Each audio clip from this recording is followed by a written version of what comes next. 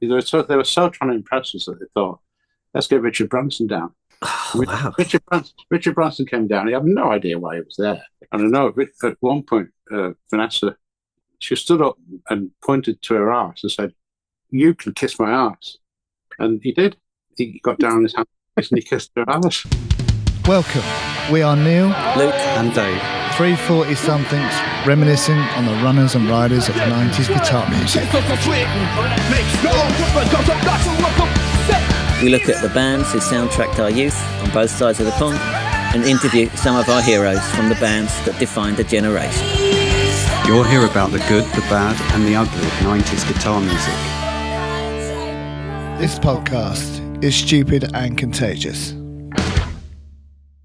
Episode 94 of the Stupid and Contagious podcast. Today, we're talking to Tiny from Ultrasound. That's coming up, isn't it? Yes, it is. Right. It's coming up. So yeah, before we do that, what's been going on, Luke?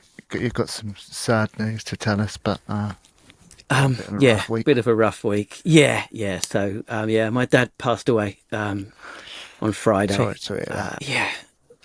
So, I mean, he was a massive Dylan fan, so I've been listening to loads of Dylan over the weekend.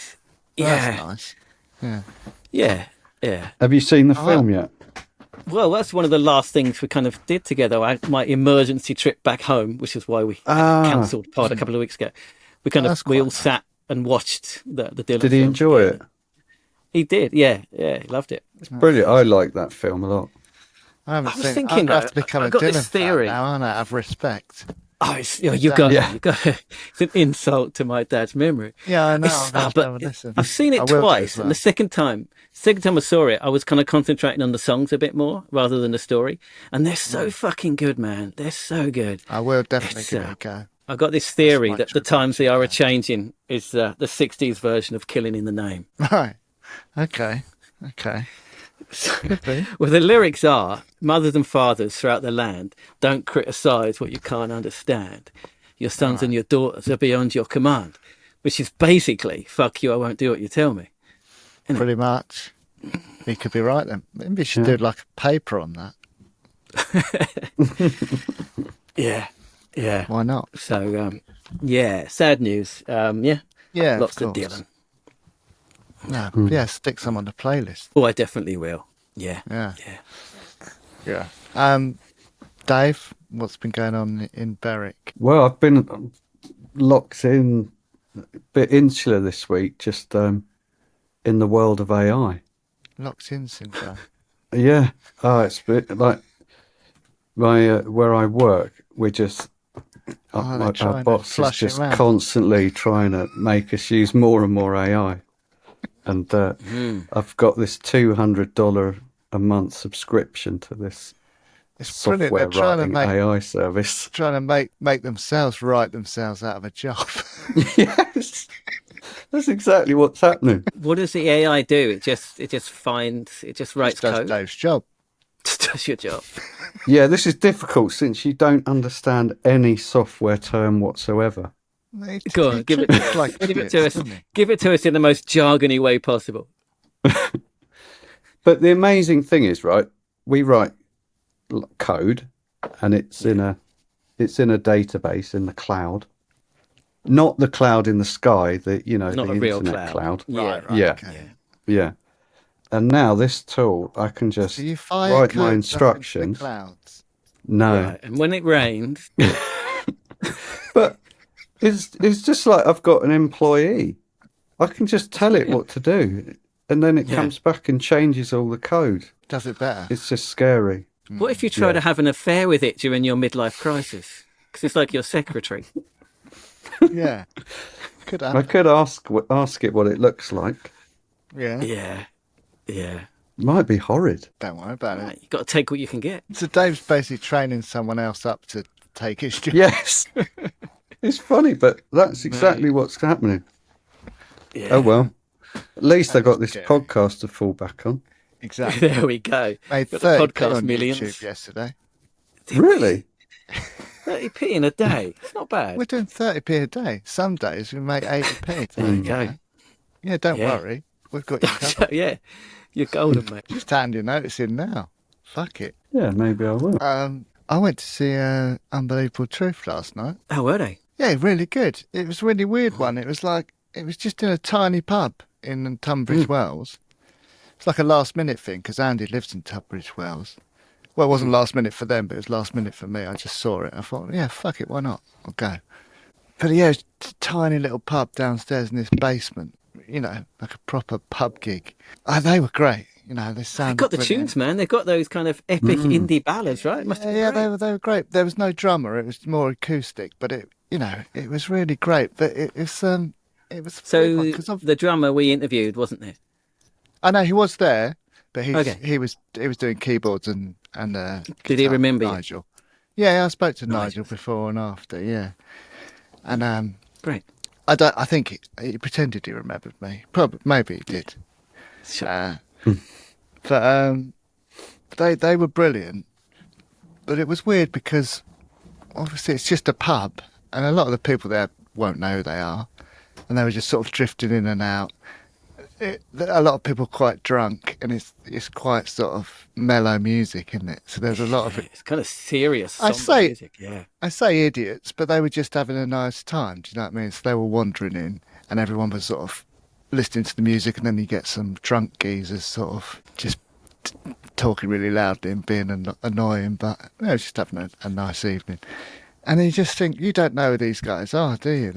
They're like, they wouldn't have had a clue, would they? That they were sort of watching one of the bands that did really well back in the day. It was, I really enjoyed it. I thought they sounded great. The harmonies were on point. It was like a record, you know what I mean? And they still sound amazing. It was really good. Really enjoyed it. Speaking of gigs, our special Oasis correspondent, my mate Jasper's been in touch. He right. he had a gig review of Supergrass, I Should Coco 30th anniversary. Carrot. Jasper Carrot's been back on, Yeah. and he just said it was great, basically, and they haven't Supergrass? slowed down a bit. Yeah, Supergrass doing I Should Coco Yeah, in I've full, heard- and he said they played some other stuff as well. But I've heard good things about them as well. he said they were great, just like back in the day, hadn't slowed down, and just really good. Got a great review. So cheers for that, Jasper. Yeah. Sounds really good. Getting quite excited about the whole Pulp thing now. I think that new album's going to do really well, and I think they might do a Shed 7 and go to number 1. That's my prediction. Oh, almost certainly. Surely they will. Yeah. Yeah, and they might single-handedly bring back the 90s nostalgia, boosting our podcast listenership. Possibly. Yeah. No, We'll that see. won't happen. I'd like to. Oh, no. I'd like to think it's the other way around. What, they we're wouldn't enabling be their coming success. back? Yeah. Yeah, we brought all Weren't these for us. bands back. Yeah, Sure. they did nothing. Yeah. But yeah, no, I'm looking forward to that. Anyway. Oh, so Supergrass, we're good. Yeah, apparently so. It's good to know it. I posted a picture of yesterday of what's supposed to be the Oasis members turning up for rehearsals for the gigs in the summer. They look a bit old. So I saw that. I didn't understand the joke. There was no Joe. It was actually them. Yeah, Oh, I thought it was like random old people that were supposed to look a bit like Oasis. that was them. Okay. That's Okay. what I mean. Okay. That I thought it's like, when people say Nirvana were a prominent grunge group and there's a picture of Hanson. I thought it was like one of those kind of memes. No. That's them. That's what they look like at the moment. I don't know. I'm sure it'll be great. But speaking of aging rockers looking like your auntie, I've been on a bit of a Paul Weller kick this week as well. I bought, picked up a Style Council album, and really fucking good, man, really good. Told you. Yeah. Second album, our favourite shop. Oh, got it. Yeah, picked up a copy because it was cheap, and brilliant stuff, man. Brilliant. I hadn't listened to it properly before. Really good. What does that mean, though? Style Council. Bit of a bad name, isn't it? Well, they're stylish, and they're a council, as in like a political organisation. So Because they're in their charge songs of are all style. about politics. Yeah. Yeah, they're in charge of style. Yeah.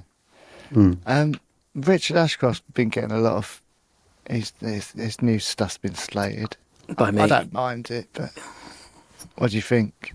Awful. It's rubbish and embarrassing. Right, there you go. Dave, have you heard it?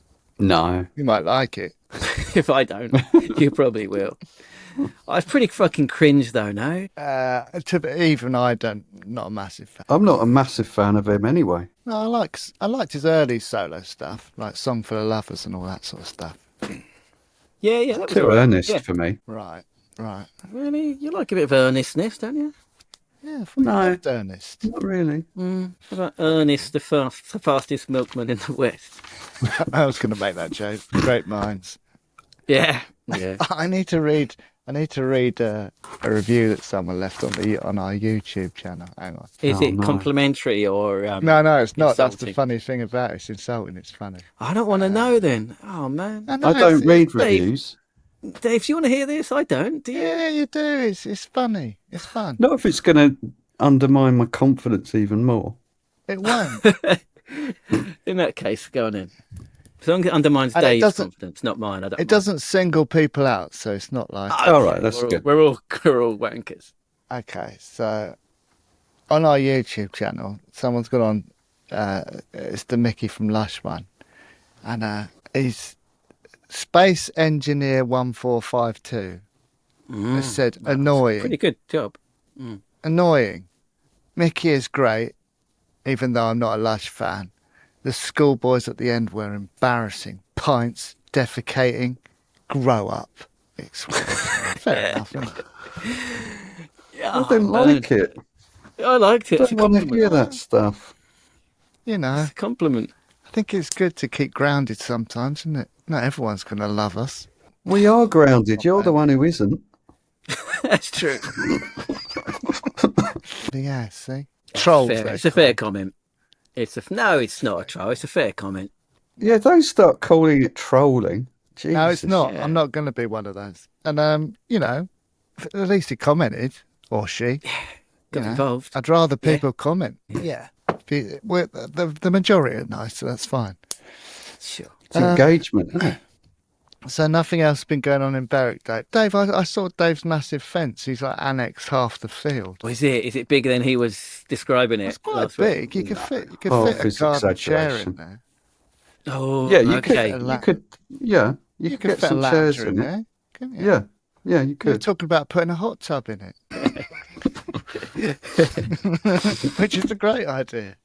And they haven't said anything to you yet, the field owners. No one said I anything. wouldn't dare. Not yet. Yeah. wouldn't They're probably They will. intimidated.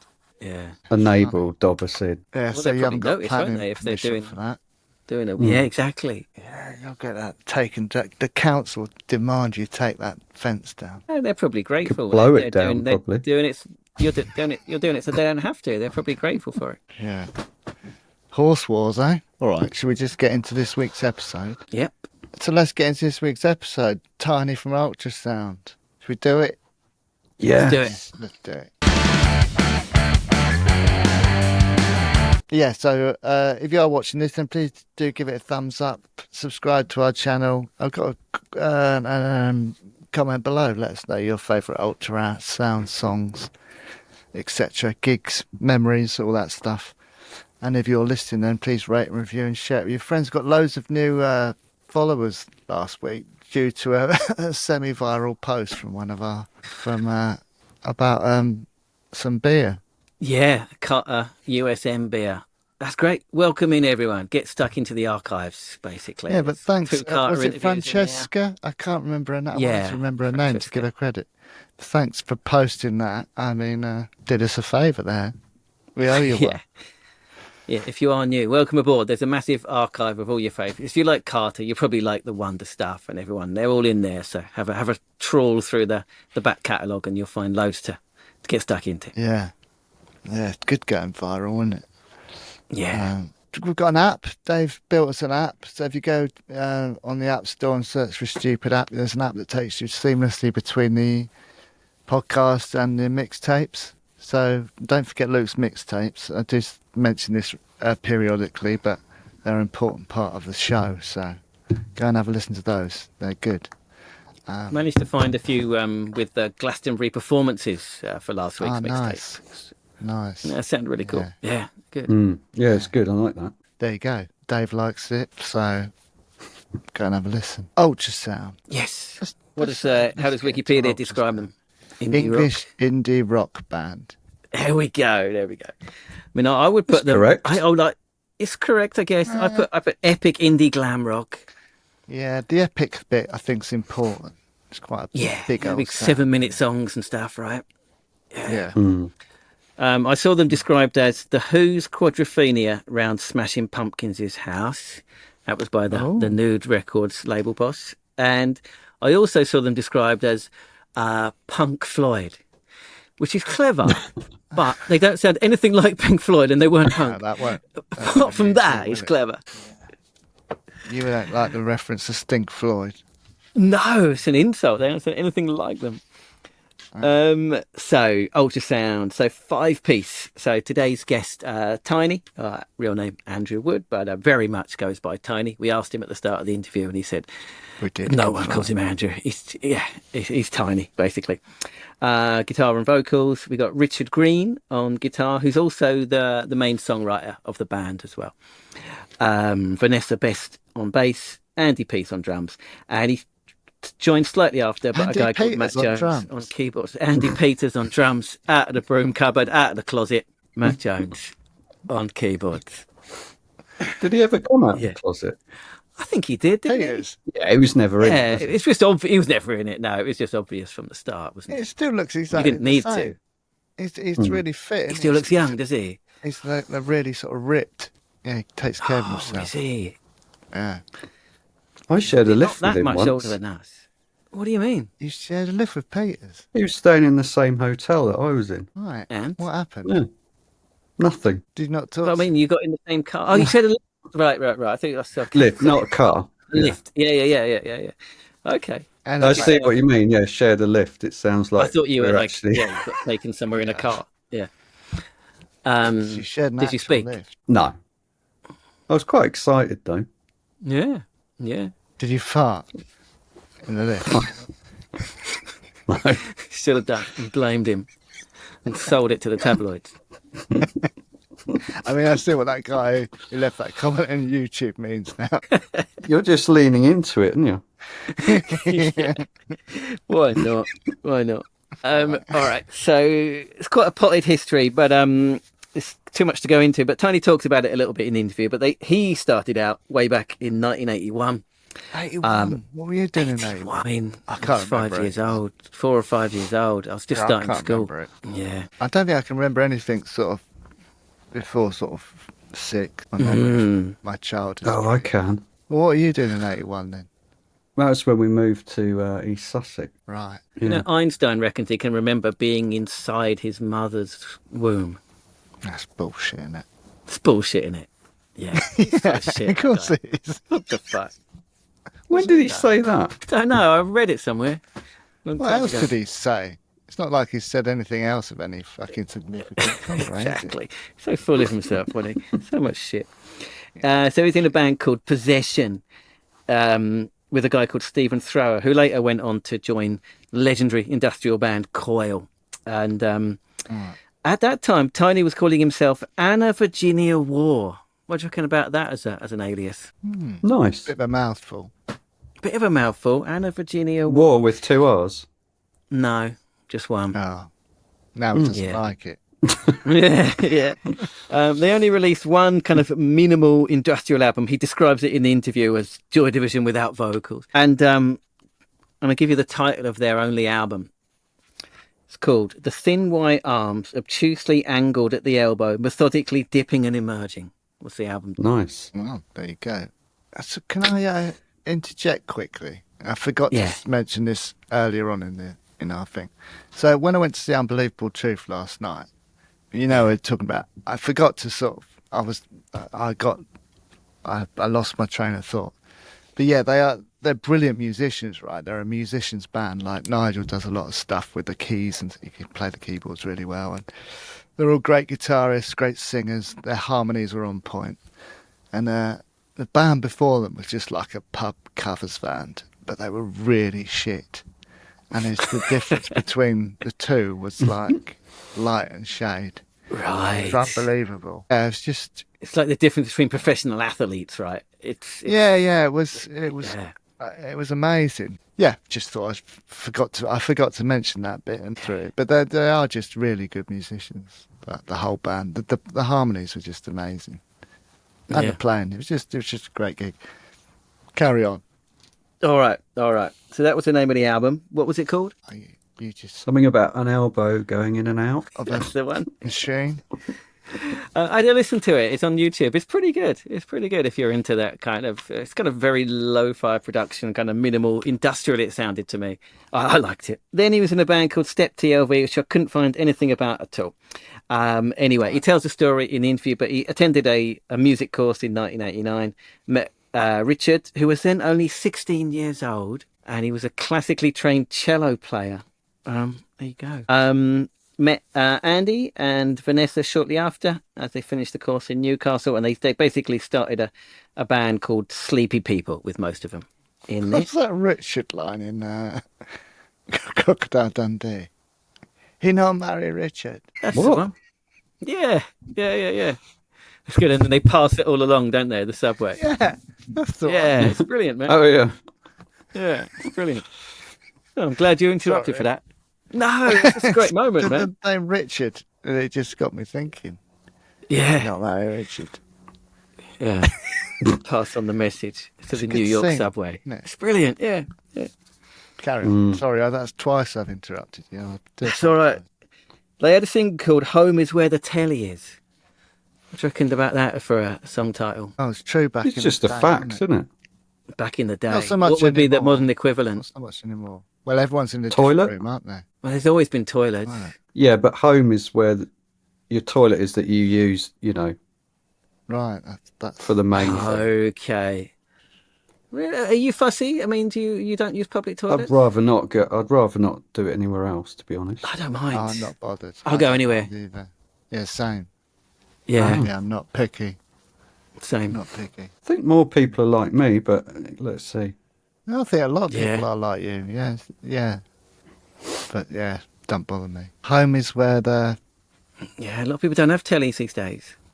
Young people. And if that they scene. do, they're not all watching it at the same time, are they? Mm. I was just thinking about that scene in Crocodile Dundee. How you know, Larry Richard. how amazing it is. It's like it's a metaphor, isn't it, for it's like the jungle in New York.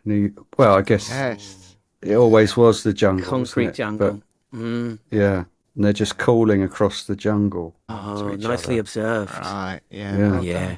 Yeah. We should do a paper on that. Well, Welcome to the Jungle's about LA, right? So it's there you go. Common metaphor for the all city. interlinked. Yeah, they're pretty good. I'd listen to it. It's kind of prog rock, basically prog psych kind of song. Really good. Then he was in a band called, I've seen it hyphenated and unhyphenated, but it's called Popocatépetl. Popocatépetl. Popocatépetl. Yeah. Easy for you to say. yeah. Apparently named after a Mexican volcano. Right. Yeah.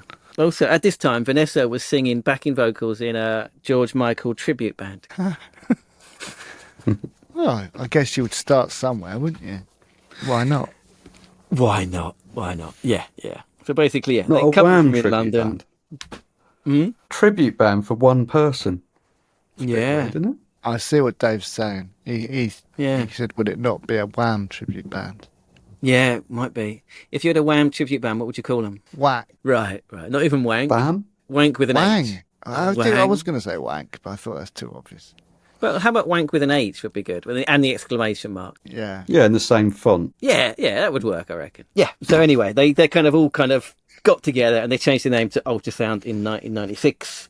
Debut single, same band, came out on Fierce Panda. Recent guest, Simon Williams, of course. Picked up by The Enemy. I guess Simon was still working at The Enemy in 97 when it came out. Basically, they joined The Enemy Unsigned Showcase and signed to Nude Records. And yeah, I mean, Tiny talks about it in the interview, but Nude Records was the home of Suede, of course. Who were doing really well at that point. So, same band.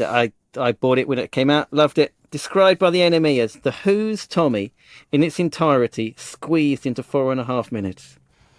So he described it's really good. I remember it must have been you that introduced them. Well, it would have been. I can't think of anyone else who would have done. Must have But been. I instantly loved that band. Still do. And, So I was really excited when they played Shine On. And they really didn't look like they were in the same band, did they? No, and that's interesting. We'll talk about that a bit later. But yeah, it wasn't. All right. Wasn't part of their thing, was it? Yeah. Second single, Best Wishes, came out in 98. Mark Radcliffe made it Single of the Week on Radio 1. And then their third single, and maybe their best song, Stay Young, came out also in 1998. Number 30 in the UK charts. Enemy, Single of the Week. And just a fucking incredible Rightly song. so. Brilliant song, yeah. It's got the memorable line, Gary Glitter's gone to seed, so who will lead us now? Which is just fucking brilliant. Yeah. Who has led? Probably it's one of the best songs of the 90s, isn't it? Ooh, I reckon it is. I reckon it's up there. I agree, yeah. That's what I mean. Like when they saw that they were playing Shine On, because I didn't see them back in the day. They were my highlight of the weekend. There's quite a few videos on YouTube of them doing it live at that time. There's Jules Holland, they did it. There's Glastonbury, they did, and there's Reading or something. And the live performances are just fucking out of this world. No, they were great. They were great at Shine. Yeah, they were just really good. Yeah, well, as I talk about in the interview, I saw them around this time as well at the Fleece and Firkin in Bristol. Tiny pub, basically. Again, that massive sound filling that small space. I played there. Incredible. Yeah, we know. Also around this time, so 98 is a big year. Played Reading. Played a very rainy Glastonbury. It was a triumphant set. Again, there's great footage. Hang on, they played Glastonbury in 98? Yes. I was there. I was there. at that Glastonbury. Why didn't I know. see it? Because you're Too busy moping around with wet pants. exactly doing complaining about the rain. Someone did pick me up in the YouTube, which is rightly so. They, why'd you go home? You know what I mean? I was like, yeah, you're right. I just got a bit wet and went home. Went home. You're regretting it now, aren't you? Yeah, I should have manned up. If only you of today could have told you of then to stay. I know. Yeah. Hey. Just brave it out. I was thinking? Just a bit of rain and I went home. Exactly, with your tail between your legs. You missed out on Ultrasound, man. Embarrassed now. Triumphant performance. Played Jules Holland, again, amazing performance. Have a look at it on YouTube. Played massive Finsbury Park gig supporting Pulp with, also on that same bill, interesting bill this, Catatonia, Bernard Butler, Bentley Rhythm Ace, Kid Loco, Ultrasound, and Add N2X, who are like a really fucking weird electronic band who I absolutely love. And they were playing Finsbury Park open air in the middle of the summer. Crazy. And the Pulp was headlining, were they? Pulp was headlining, yeah. It was like their gig, basically, their big thing. Yeah. Oh, man, I saw Add N2X at Sussex Arts Centre, 99 maybe. Fucking incredible, man. They had this theremin. And it just made this incredible sound. Yeah, they're good. Fucking amazing. Yeah. Like a theremin. Yeah. I've got an album there. It's got a scratch and sniff sticker on the cover. It still works. If you scratch it, a smell still comes out. Just making shit up. Sniffing fucking records. Okay, move on. There we are. So 98 became massive, basically. Signed to Nude Records, doing all this amazing stuff. And just Tiny was just a great fucking pop star. Maybe we can talk about it afterwards, but what a great pop star, right? Yeah, we will do, yeah. What a unique vocal. What a unique vocal. I'm keeping stum these days. Yeah. Also, around this time, he did like a catwalk, the fashion show catwalk for Red or Dead, and he kind of was always wearing like a Red or Dead jumper, and he pulled it up to reveal his naked body with the word "unique" scrawled across it, and it became a bit of a. It was on the front page of the Independent, became a bit of a viral moment, and his bandmates also streaked completely naked at the same event as well. Oh. So they finally, after a bit of delay, delivered their debut album, Everything Picture, in April 1999. Sprawling album, 88 minutes long, full of epic, incredible tunes, basically. Got to number 23 in the charts, which is pretty impressive for that kind of record, right? That's good, yeah. I mean, even I had it. Yeah. Yeah. Yeah, so it went mainstream. Yeah. Yes. If it reached Dave, that's pretty amazing. Yeah. Yeah, that is good. Yeah. They were good. No, they were good. Well, they are. Yeah, they were one of. Well, you know, we talked about it a little bit with Simon Williams, like the Fierce Panda thing, the idea of like the outsider and being like the awkward indie kid and stuff. But they were like the ultimate outsiders almost, weren't they? They were. Yeah. They didn't fit in anywhere with how they looked, how they sounded. Everything was just kind of at odds with, you know, the music industry. It's great. But all was not well in the Ultrasound camp. Tiny talks about it, so I'll let him say what happened basically. But they split in October '99. Tiny basically tried to do it with a new lineup. He talks about it, but it didn't work, and they all ended up basically doing different musical things over the years. So Matt Jones, the keyboard guy, listen to this. He played with Chris Robinson from the Black Crowes, and also, also BDI. Oh, right. Oh, Yeah. I've never listened to any BDI stuff. Yeah. Is that Noel or Liam? It's Liam. It's the rest of Oasis, basically, minus Noel. But not very good. No, I never. Vanessa put together a band with Matthew Priest and Andy Miller from Dodgy, and then later went on to become a teacher, which she still is a teacher.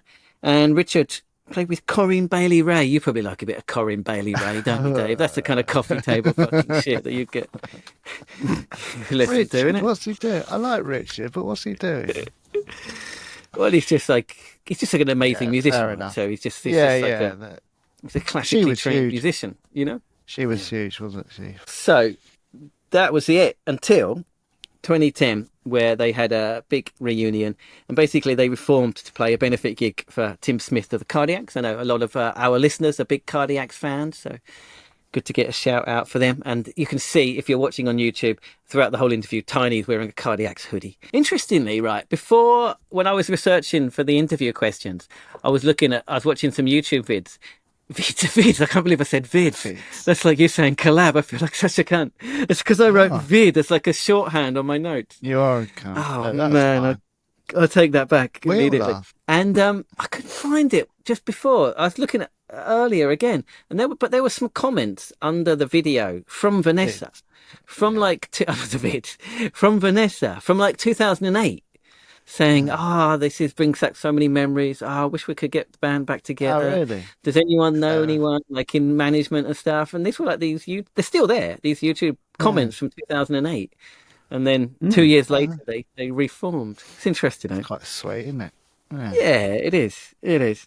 So they released a second album called Play for Today in 2012, back to where they began on Fierce Panda. The lead single from it, Welfare State, is fucking incredible and very worth a listen for anyone that hasn't heard it. It's incredible. Put it on the playlist. I will. If it's there's not much. They've got everything on Bandcamp, but not that much on Spotify. It is on Spotify. Is it? Listened to it before. Yeah. Okay. That's good, right? Yeah. And third album, Real Britannia, in 2016. And basically, since then, they play sporadically. They did Shine On, the one that Neil went to just recently, and it's also been announced that they're playing in this year's November 1-2, which looks like an incredible lineup. All the albums are on Bandcamp, and you can listen to whatever. And that's Ultrasound, incredible band. All right, well, let's have a listen to the interview with Tiny, and then we'll come back afterwards. Here's Tiny from Ultrasound. Enjoy. Tiny, thanks so much for coming on. Where are you zooming in from today? Where are you based these days? I'm currently in Morecambe. I don't officially live in Morecambe. I'm just staying here at the moment. Nice in the background. You've got in the background, all the guitars everywhere. Yeah, I've got a few guitars. Yeah. You were saying, where do you officially live? Sort of near Blackburn, northwest. Okay. Yeah. So I saw you in Shine On a couple of weeks ago. Did you enjoy that one? It's a good gig, right? I did, surprisingly. Yeah, I was kind of dreading it, really, because I'm not a big fan of nostalgia and kind of laddish. That's what this podcast is all about. Well, yeah, I know. There's a way of looking at like things from the past where you don't look at it through rose-tinted spectacles. You know, I'm not a big fan of. I don't mind looking back at the past. Yeah, exactly.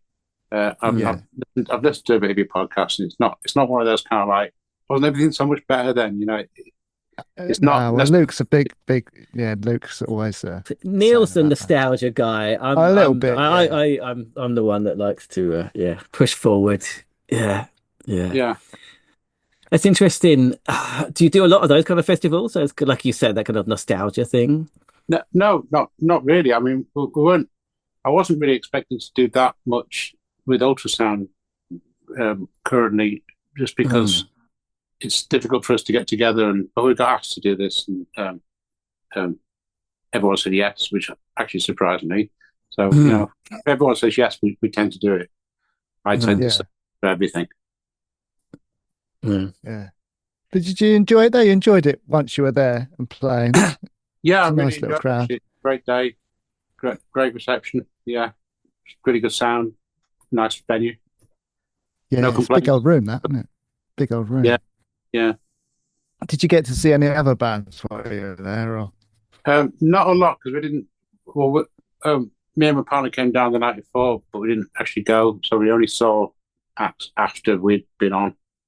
We saw a bit of Wedding Present, who were really good. Yeah, they were good, right? Yeah, they were good. Yeah, they were very good. Yeah.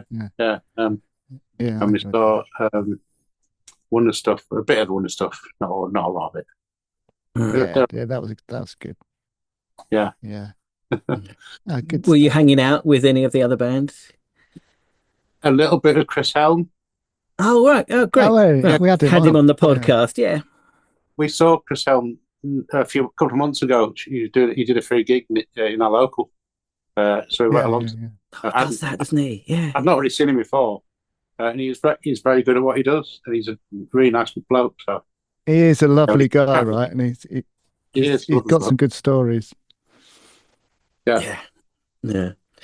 Well, let's do a bit of nostalgia. So, I mean, Ultrasound came along in the mid to late 90s, but your kind of musical journey goes back a long, long way before that, right? Can you tell us about your early bands, early endeavors? The first band that I was in was 1981. They were kind of a post-punk band. Think sort of Joy Division, but without vocals. We didn't have vocals because everyone in the band was too embarrassed to sing. I get that. I totally understand. I joined thinking I'm going to be a singer, and they were like, "Oh no, do any vocals." So it took me about 2 years. English thing I've ever heard. It took me about 2 years to convince them to allow me to sing, and even after that, they were kind of like, "Well, I don't really like the sound of your voice." You know, it's kind of like, which is honest. At least they're honest.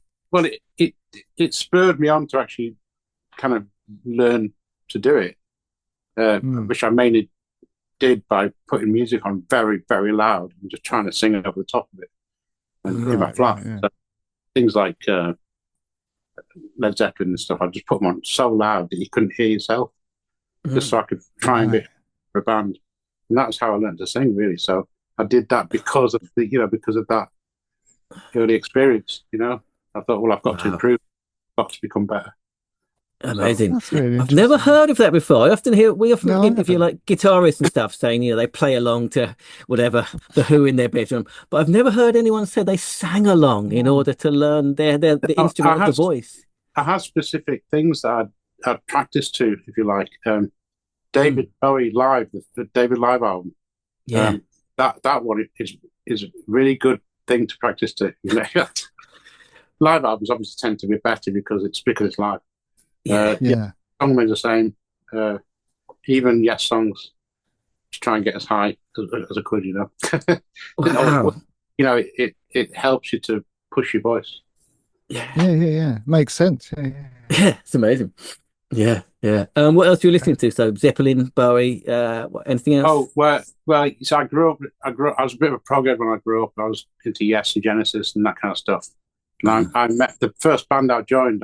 I met them because I moved to Yorkshire. I lived in Nottingham, and I moved to Yorkshire, and I met this bunch of guys who didn't listen to anything pre-punk. They only listened to post-punk stuff. So I was a bit of an oddball in that kind of situation. Right. So they were kind of like a sort of psychedelic post-punk outfit, if you like. So I started listening to Throbbing Gristle a lot because of that. The Fall, Cabaret Voltaire, Throbbing Gristle, that was a big thing in the early 80s. Yeah. Because before that, it'd been, total opposite, if you like. So yeah, in the early 80s, that's kind of like my main diet was basically the Fall, Sure. Yeah. It's great. Yeah. It's quite a healthy diet. Is it? I don't know about that. I mean, it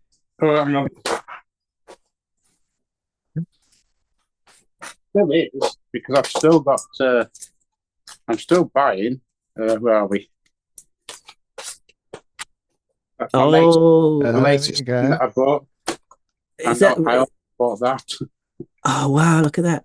So, that's great. Were they Record Store Day things? No, they're recent things that, basically when Mark Smith died, there was a lot of really ropey live albums released. So the rest of the members of the band decided they'd get together and release stuff that they'd go through all the old bootlegs and stuff and pick specific songs that were actually very good, and they put them together as kind of like the slates, so it's actually them that's doing it. Yeah, that's brilliant. That's great. And is it true that you were a child actor? Is that true? I did drama. Okay. No. So just that. Does his research, Well, I do. I don't know. All right. I think we did convince a lot of Ultrasound fans that I was a singer in the 70s. Mainly because my partner, she found a picture of Jimmy Osmond who looked exactly like I looked at the time, and she put up a picture saying, Tiny in the 70s doing his thing, and a lot of people are like thinking, really? I think we just left it there, Some people probably believe I was probably in the Osmonds at some point. No, I did acting. I did drama at school, but I wouldn't say I was a child actor. All right. I seem to remember also you talking in interviews in the 90s about how important it was to be kind of allowed to be unemployed in the 80s in order to develop as a musician. Can you talk about that a little bit? Because I really remember reading about it in an interview back in the day. It was kind of a kind of acceptable community in the 80s to be that way. There was a lot of squats in London, for example, and there was kind of community of people who had decided, for one reason or another, to go against the state, if you like, although leech off them, but use it to kind of springboard to do what because it's very difficult if you've got a job to actually find the time to actually do. Sure. Yeah, of course. Obviously, I've grown up in situations where people have had jobs in bands, and you kind of you work around it, but it is a very hard thing. Still now, and so I made the decision never to have a job if I could avoid it.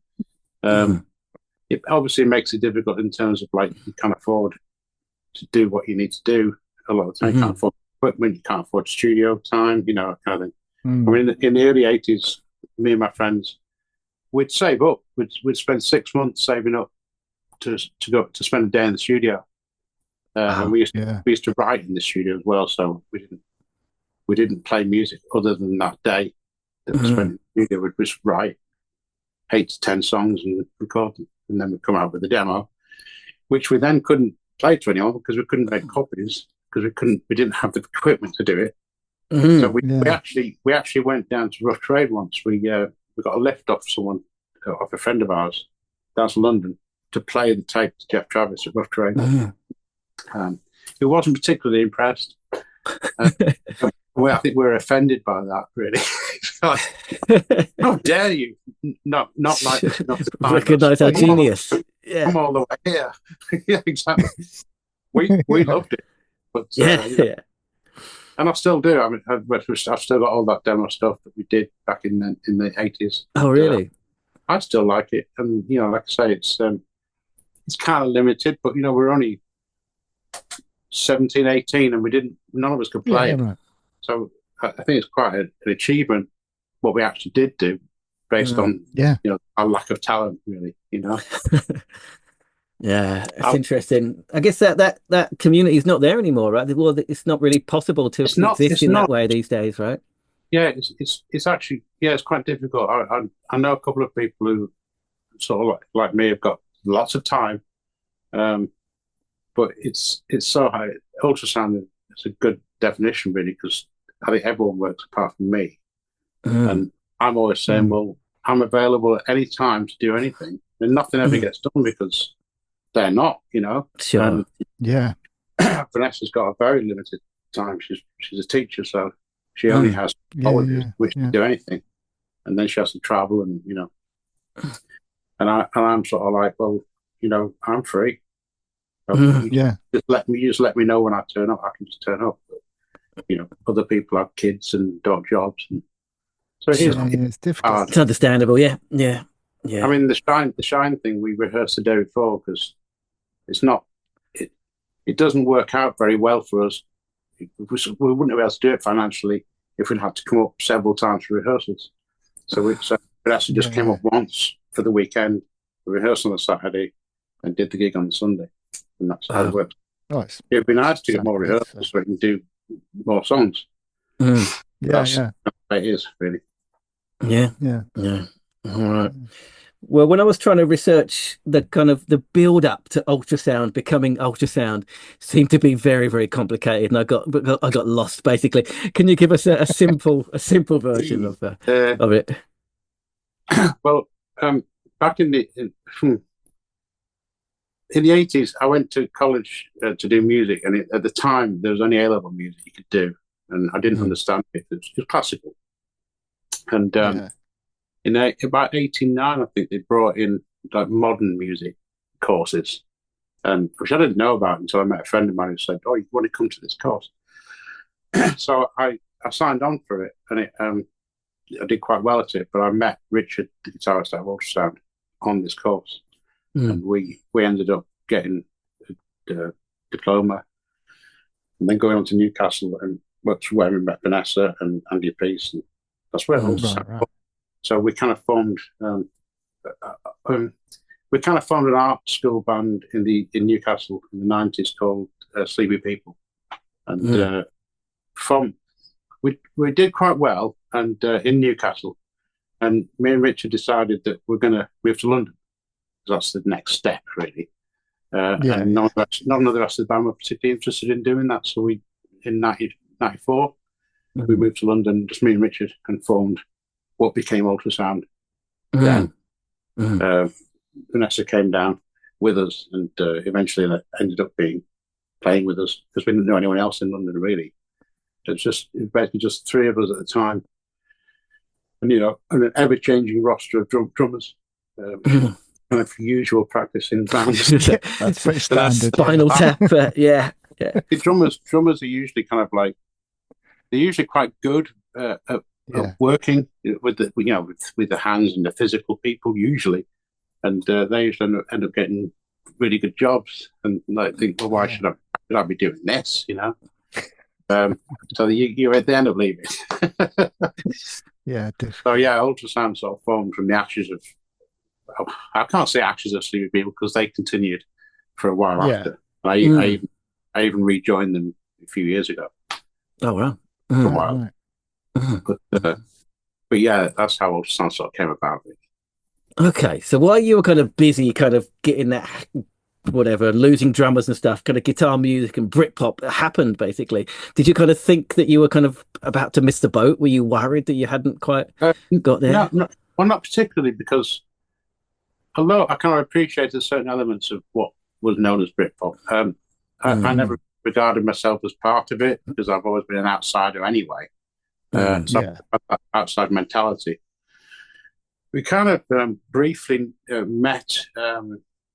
We briefly met Elastica once. We were flying for one of our gigs, like you do, outside the Good Mixer, and this is around 95, and they were just starting to get,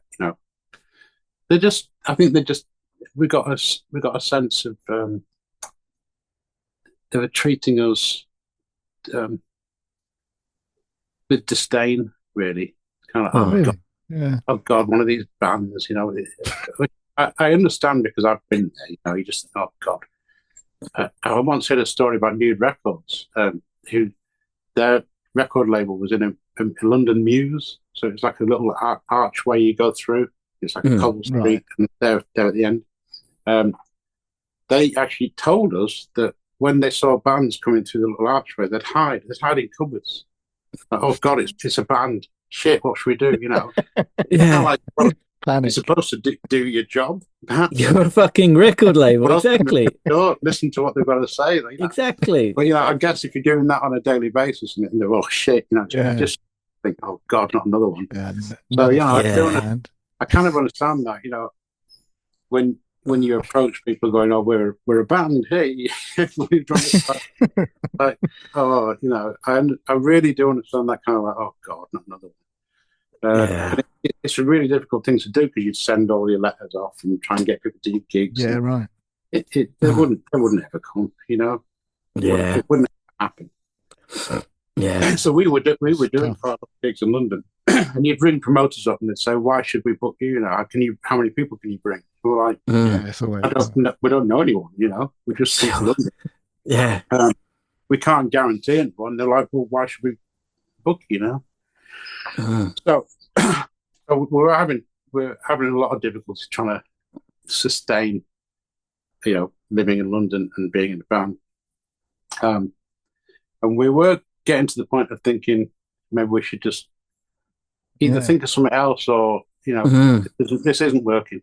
You do gigs and there'll be like two people there and one of them your neighbour, who comes because he's supporting you. Sure. We did do a gig in the Mean Fiddler in Harleston, and I think it was 4 bands on, and we were one of the bands that were playing. And one of the other bands that was playing was a band called Badge, and they were from Oxford. And they're a bunch of young lads from Oxford, basically, and they've come down to do this gig. And they absolutely loved what we'd done. So they came backstage buzzing. They're like, fucking hell, that was brilliant. Have you got a record? Can we buy your record? And we said, well, we haven't got one. We haven't got a deal or anything. And they said, well, why don't you just get some money? And although this is very inappropriate now, but this is what they said to us, because they're all young boys that were quite attractive. And they just said, well, why don't you just get some money off an old gay rich man? That's what we do. And we're like, but we're not like you. We're not like young, sort of hits, good looking young people. We're not young. We're all odd, we don't fit in. We'd have difficulty doing that sort of thing or fit into that world, So they said, well, we're quite well known in Oxford. We get a lot of people in Oxford. So why don't you come and play with us in Oxford? Support us. Yeah. But yeah, okay, that was brilliant. Yeah, I'm not thinking they'd ever get back in touch, but they did. Go back and said, we've got a gig at a place called The Point in Oxford. Come along. It'd be great, So we weren't expecting to, but when we got there, the place was rammed. And brilliant. We played a gig, and this bloke came up to us after the gig. I mean, loads of people were saying, "Oh, that was brilliant." This bloke came up. He was called Pete Whitehead. And unbeknownst to us, he was a kind of an elderly guy. It was kind of like gay rich man.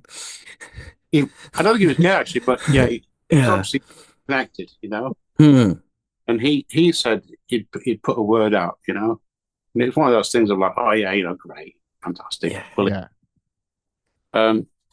apparently he did put the word out, and it was about 2 months later, the Enemy had this Enemy showcase thing, and invited bands to send a tape off to them, and they picked bands out to put on the Dingwalls.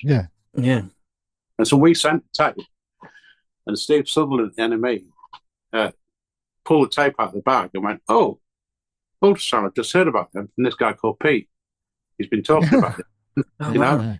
So usually when you get things like that, if you're unknown, they'll just get tape out and go, "Who are these?" I'm not in. But because Pete had said, it said the name into his head, he'd be like, "Oh, maybe I should give this a listen properly. And there you and go. so that's how we got on at the enemy show. Amazing. And that's kind of what started Ultrasound's, the rise, if you like. Yeah, that's amazing. Yeah. How did you hook up with Simon Williams for Fierce Panda to put out same band? Oh, well, yeah, I bought it when it came out. Got it right here. There you go. There was a buzz going round. We were part of that. Every now and again, every few months there'd be a buzz, wouldn't there, for a band? We became the band Buzz in London at the time, and we did a gig at Dublin Castle, and it was kind of one of those industry things that all the industry were there, and and everyone was like trying sort of fighting over us to a certain extent. Yeah. After the gig, we didn't know Simon Williams was. We did his name, but we didn't know what he looked like. This guy came sidling up to us, really kind of like shy, sort of said, "Would you do a record for us?" And with Fierce Panda, and we're like, "Of course we will." Yeah. Obviously we will. And he's like, "Really?" Yeah. So that's kind of how that happened. Really, I remember it, doing he did a contract for us because we said, "Well, let's have a contract. That's you're supposed to do that." Sure. And he just wrote on a piece of paper, 1, you will make us a record. 2, piece of piss. And that. There you go. Really? He wasn't sort of enamored of that kind of industry thing. He just he was just doing Panda, and he still. I spoke to him a few weeks ago actually for this. He was a lovely guy. So yeah. I've met him on several occasions since. Obviously, we signed to him for the second album we formed. Yeah, that's right. He is a lovely guy. I wish there was more people like that. Really. Sure. Yeah. Sure. Yeah. So you said other record companies were fighting over you. So you signed to Nude Records. Did you get like a big advance and everything like that? We could have got a bigger advance. What we did was we spoke with the lawyer and wrote down what we would need to survive for a year and a half in London, and that's what we asked. Basically, we'll need rent, we'll need this, we'll need that, and it came to X amount, and we asked for the amount. I know that Virgin were offering a lot more, but we weren't ever going to go with someone. We met a lot of those record labels, and we had a lot of discussions with people. Didn't, but Virgin were. It was an interesting evening that we spent with them because they were trying to go on. They were so trying to impress us that they thought, let's get Richard Branson down. Wow. Richard Branson came down. He had no idea why he was there.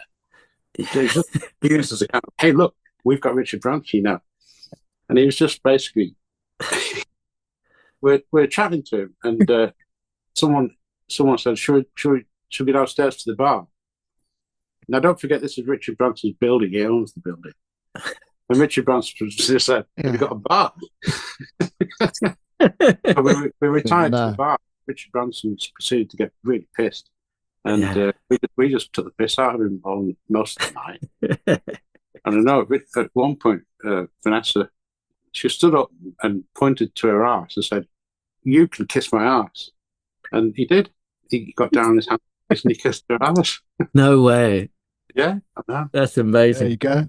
And then he left to go to a nightclub and left his passport behind. We had to get in a taxi to go to him to give him his passport. Give him his passport back. Yeah, but obviously we were tempted to keep it. Yeah. That would have been something. But no, pre-social media, they wouldn't get away with that now. We were getting that a lot with record labels. It's kind of like they were just showing themselves up to be the arseholes they were a lot of the time. They just stood like, we're not signing again. It came down to 2 in the end. That was Independiente. Nude. That was basically it. Really. That was the choice for us. And Nude, it turned out to be, well, we went with Nude because of the shape of Sol Gulpin, the guy that runs Nude, or ran Nude. Shape of his eyes, he had almond-shaped eyes. And we thought, we'd rather go someone kind, You can tell, though. You can. Yeah. Kind eyes. Yeah. I like that. It's a good enough reason as any. Yeah. Yeah, why not? And did you spend that money wisely, or did you piss it up the wall immediately? Oh, unfortunately, we spent it wisely. If I could do it all over again, I'd just put as much money as possible and spend it all. But no, we put it in a bank account, and we bought equipment and what we needed, and then we put the rest. We were basically put the rest in an account that was then paid out to us weekly as a kind of wage, if you like. Okay, that's very sensible. Yeah. I mean, there was rumours that we bought, yachts, whatever, but it's not true. Not true. No, it's not true. We made a mistake as well, because we decided that we'd already decided this is the amount we need to live on, and we needed a lot more than that, because we'd underestimated how much it cost. That's annoying, isn't it? So I think we allotted ourselves £220 a week each, and my rent was £210 a week. So Right, you had a tenner. Yeah. So you just had to sort of spend what you didn't have, just live, really. Yeah. Because the guy's got to buy records, Exactly. Mate, 100%. Get priorities right. Yeah, I just wish I bought them on vinyl in the 90s rather than on CD. Yeah. I know. That's annoying, isn't it? Now we just had to bin all our CDs. Yeah. You mentioned already kind of being outsiders, and the music press kind of jumped on the body image thing pretty quickly. I mean, how did you feel about that at the time? I wasn't as worried as other people in the band, because I think that there's a kind of sense of being pissed off a bit. That's the only thing they could talk about, and really, that was really far from our minds. Really, that the way we looked didn't matter. So it's kind of interesting that they pick up on that every time, but kind of well, we're over that, surely now. Can we just move on? Yeah. And did they move on or not? No, because despite what they would say, because they've got a lot of good reviews. They'd always mention it would always be mentioned, just in slight little references like gargantuan and massive, and they'd use terms to refer, Yeah. But I guess that's understandable, because they're journalists, and journalists need to have a point. Something to pick on. Not pick on, grab hold of, hook onto, because they're talking about a lot of different bands. You have to kind of, that's them. That's the ones with glasses. That's the ones with the hair. Those ones. Sure. So it's easy for shorthand, basically. Oh, that's that band. Yeah, that's the one with the fashion. It's ref. So I kind of get that. I guess. Yeah. But you also had the kind of the androgynous kind of gender fluid thing going on before those kind of terms existed. I mean, this is in an era of Loaded and Nuts magazine and shit. I mean, how did that go down at the time? I don't think it was ever really. It was certainly not mentioned. I guess that people. I mean, you don't. I think people are kind of uncomfortable with the idea that unless you look like Anderson, you can't talk them in terms of sexuality. I mean, looking the way I do, it's like, you don't even think about that, Right. He just doesn't do that, So you know what I mean? It's quite fun to actually it kind of makes me a bit uncomfortable when I have sex too, So sure. No. Yeah. Just don't even mention. So fun to sort of play with it, but it doesn't get talked about as much, really. And if I'm remembering rightly, I think you often talked about watching pornography and stuff, which just speaking honestly in interviews back then. Again, did that kind of help or hinder that kind of frank honesty? I think it helps because although you're being described by journalists and you're talking to journalists, the journalists are a kind of conduit to the people that actually, to the audience, to the people that listen to you. And so if you're always aware of that, then that it works, because I'm not trying to shock those people. I'm trying to talk honestly to the people who believe or people who pick up on it. I mean, that's who you make music for. That's who you're trying to speak to. Those people aren't shocked. They're very rarely, Yeah. That's good. That's a good. Well, I mean, I still remember it. Whatever, 30 years later, reading those interviews. So there we go. Yeah. And to give the full kind of intersectional perspective, you're also accused of being too old, even back then. I mean, again, what do you say when journalists mention that, something like that? It's weird how much we used to go through, before we got signed or anything. We'd worry about the fact that I was 10 years older than the rest of the band. So we'd kind of worry and think, well, maybe we should lie about my age, basically. We'd think about that. And you'd think, oh, how young can I get away with saying I am? Right. And I think it's kind of a dodgy path to take. I know other bands have done it. And I still don't believe you can't remember what you said. What's that? When Oasis first came out and Noel was saying he's like 28, I'm thinking, you look older than I do. Sure. I mean, it might well be, but it's had a hard time, perhaps.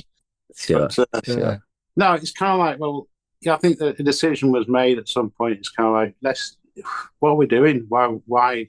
Yeah. Oh, so what? I was like 32 or something. It's like only that's ridiculous. Exactly.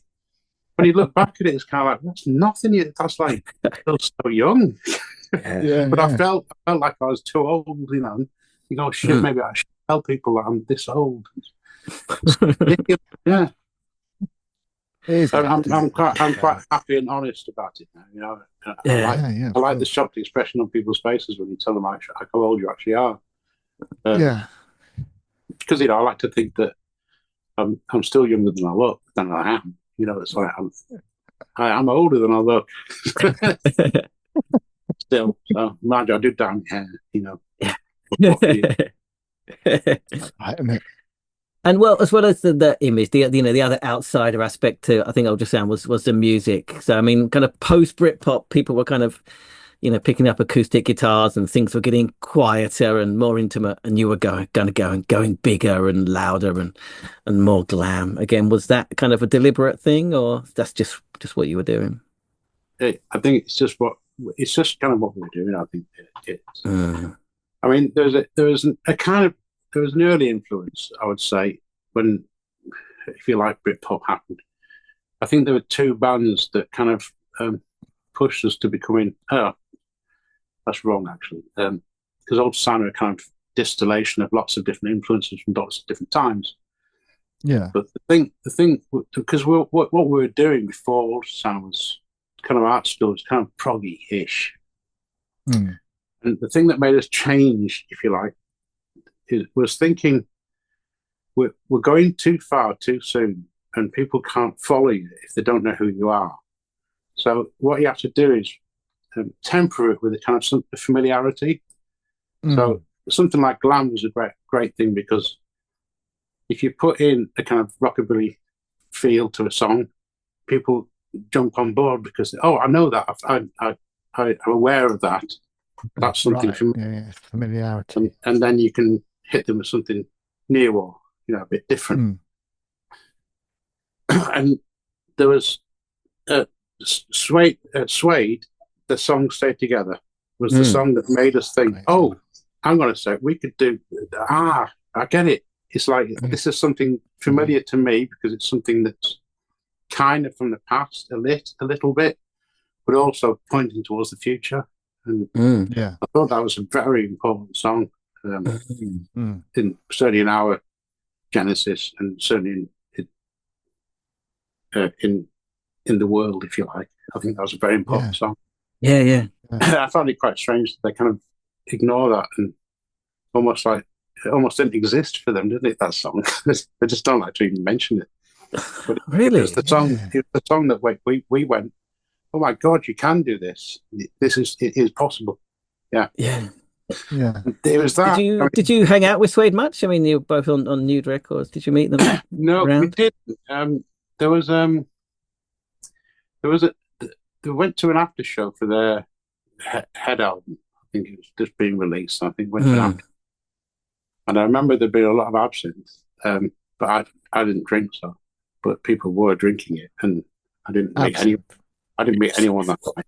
God, that's fucked up stuff. That is, yeah. I lost a whole evening on that stuff. Well, yeah, I kind of tended to avoid. I avoided both. Yeah. Hard liquor and cocaine. I tended to avoid because where that was kind of prevalent. So I missed out a lot of it because that. There we go. Yeah. But there was an after show. I think it's for the MTV shows we did, because we did them with Suede, and Suede were there and we were there, and at some point in the evening, Brett Anderson came over to me, which was nice for him because I would never have gone up to him, and we sat and chatted for quite a while. But that was the only real time that there was any conversation or anything. Okay. It's great. So I interrupted you. What was the other influence? Sorry. Yeah. What was that? You said there was another band that's kind of influenced the Ultrasound.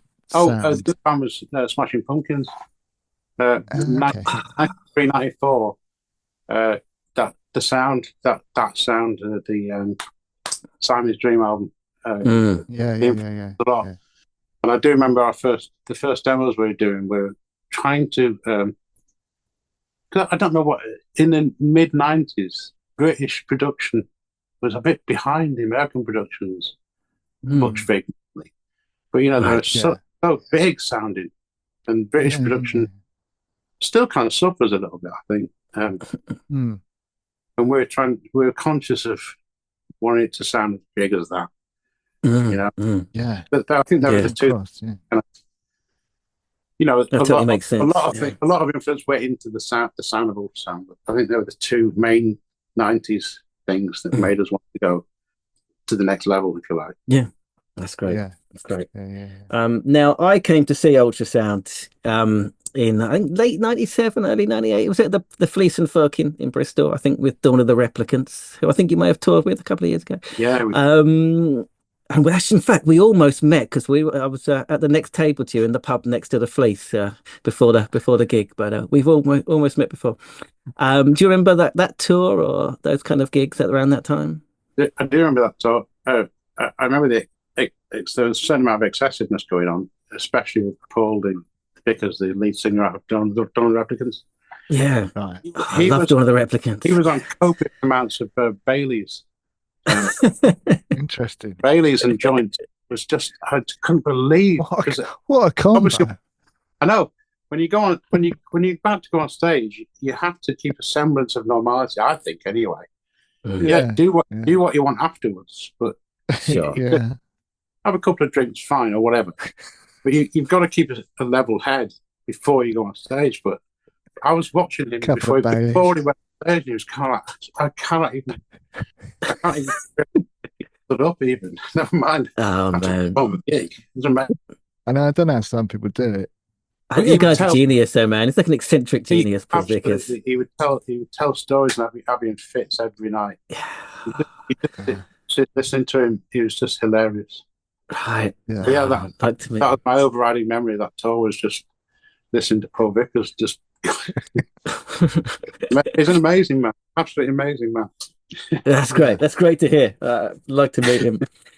And so again, I think '98 was the big year for the band. Played all the festivals. But I think Reading pretty high up on the Melody Maker stage. Glastonbury, the Pulp gig at the Finsbury Park thing. I mean, do you remember those kind of big performances? I remember that because I just bought a new T-shirt for that Pulp gig. Oh well, not for the gig, but I had one. It was a T-shirt with different coloured stripes. I really loved it. But just before that gig, I washed it for the first time, and it came back misshapen, and it was a bit. It wasn't long enough to cover. Sure. I was really self-conscious because I was like, I put it down all the time. That was my overriding That's the memory. Just like, oh God, I'm exposing a bit too much here, really. The T-shirt gig.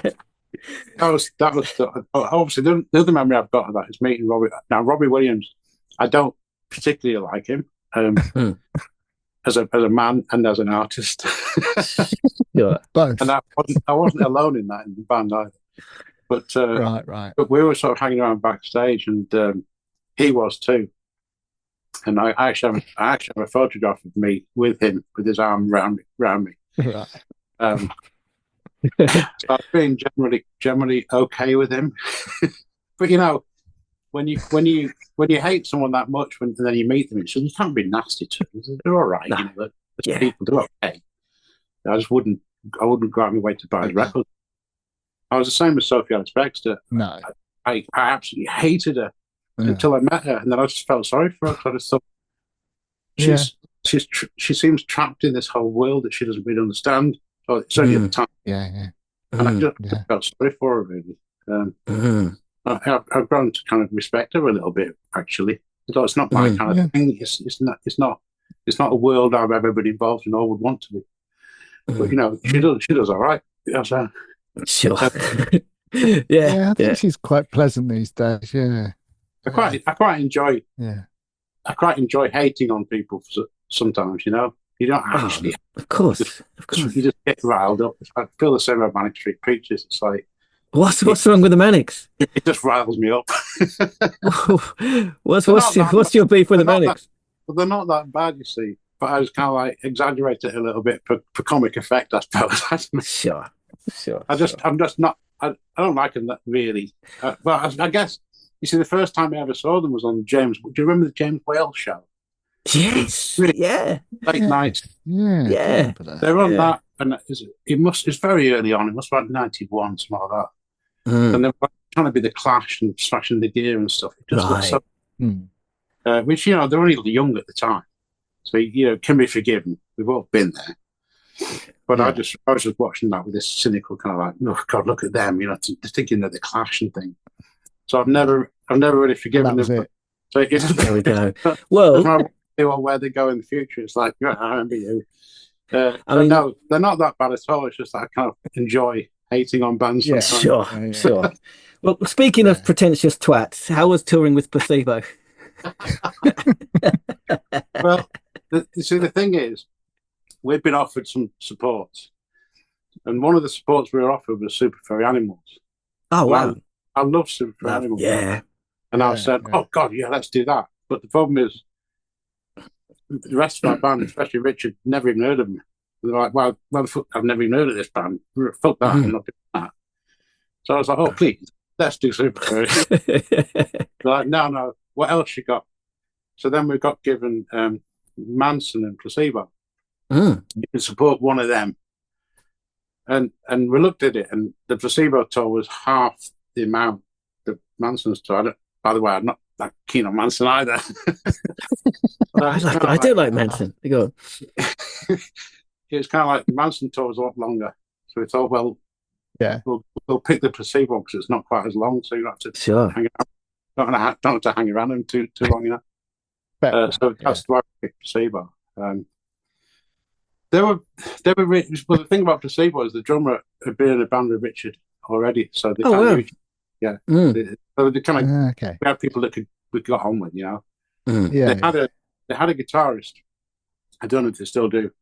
They didn't actually play on the stage with them. He played backstage with a session guy that played all the important bits. He plays it off stage behind the amps? Yeah, I didn't know that was a thing. Is that a thing that bands do? It's a thing that bands do. They all do it. Yeah. No, but some bands do. Yeah. It's just to fill out. It's just to flesh out the sound, but he wasn't really a member of the band. Safety net, isn't it? Yeah. I mean, if I was going to do it, I'd have him on stage. But I mean, Paul, they've got a guy that's. Yeah, it's all right to just have another one on stage. And everyone goes, "Who's that?" Yeah. He's been there. Doesn't matter. Yeah, but it's quite deceitful, isn't it, if they're not on stage? We got on with him quite well. Yeah. And every time, a lot of the times when we turned up for sound check, Placebo would be on stage doing the sound check. And as soon as he saw us, he'd always start playing Stay Young, Brian Molko. But it's kind of like, nice. you feel bad because it's like, well, they kind of really respect when they actually like it. And we're going, we're looking for Steve. Really. But I mean, was he a twat, Brian Molko? Was he? Is his persona? No, he's all right. He was, yeah. He was really nice to us. But yeah. He used the thing that really annoyed me was that before they went on stage, they'd play a record in their dressing room, which was next to ours. And there was, is it called Music Sounds Better With You? It was Stardust. Yeah. Awful song. That's what they played to James up to go on stage. That's a strange choice. Every night. Oh, God, not this again. We actually got banned from having a dressing room next to them because we found a shopping trolley. So we basically put Richard in it and started pushing him into the hallway, like quite violently. And they from having a dressing room next to them because we're making too much noise, which is rich coming from them, really. That's quite rock and roll, isn't it? Sure. No, exactly. I like to think we were the rock and roll ones. Sounds like it.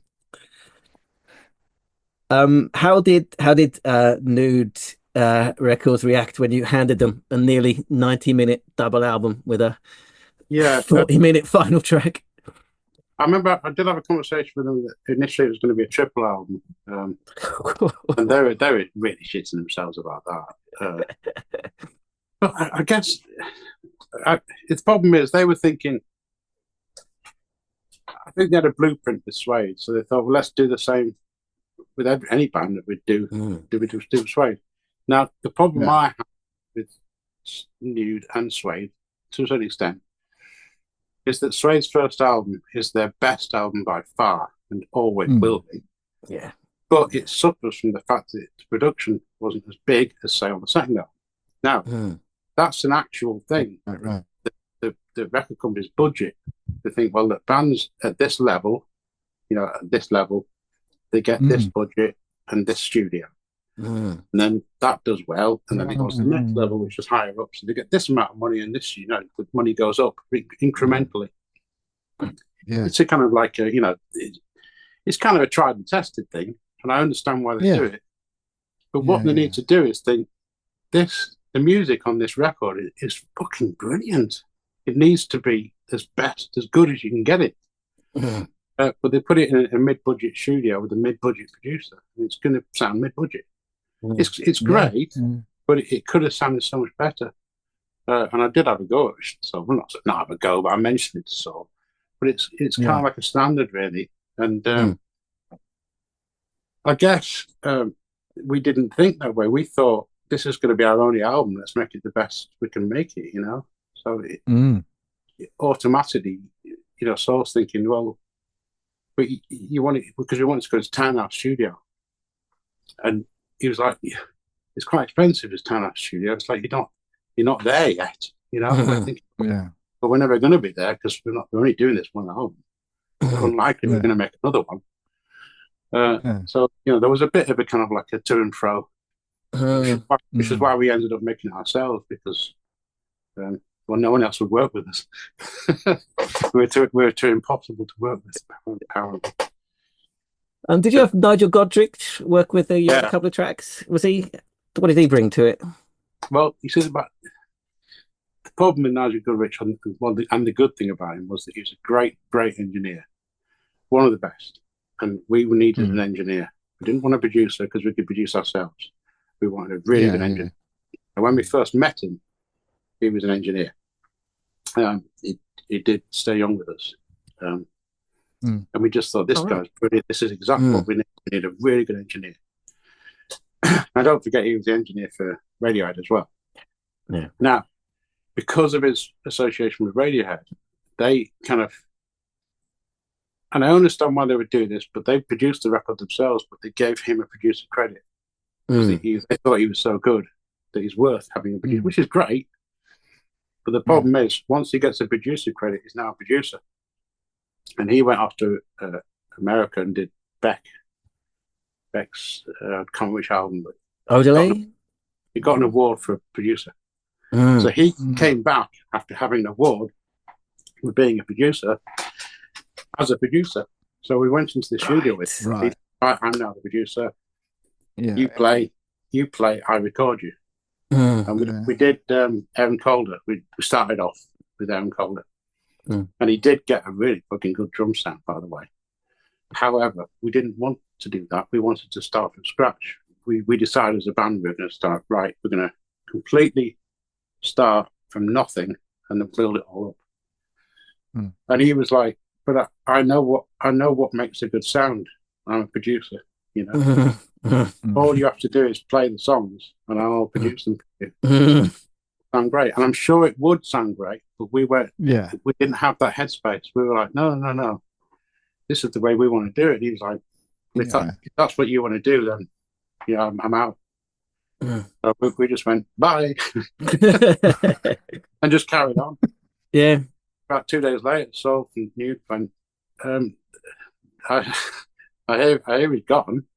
You're gonna stop because I'm not gonna continue paying for Townhouse Studio because you haven't got Nigel Goodrich anymore.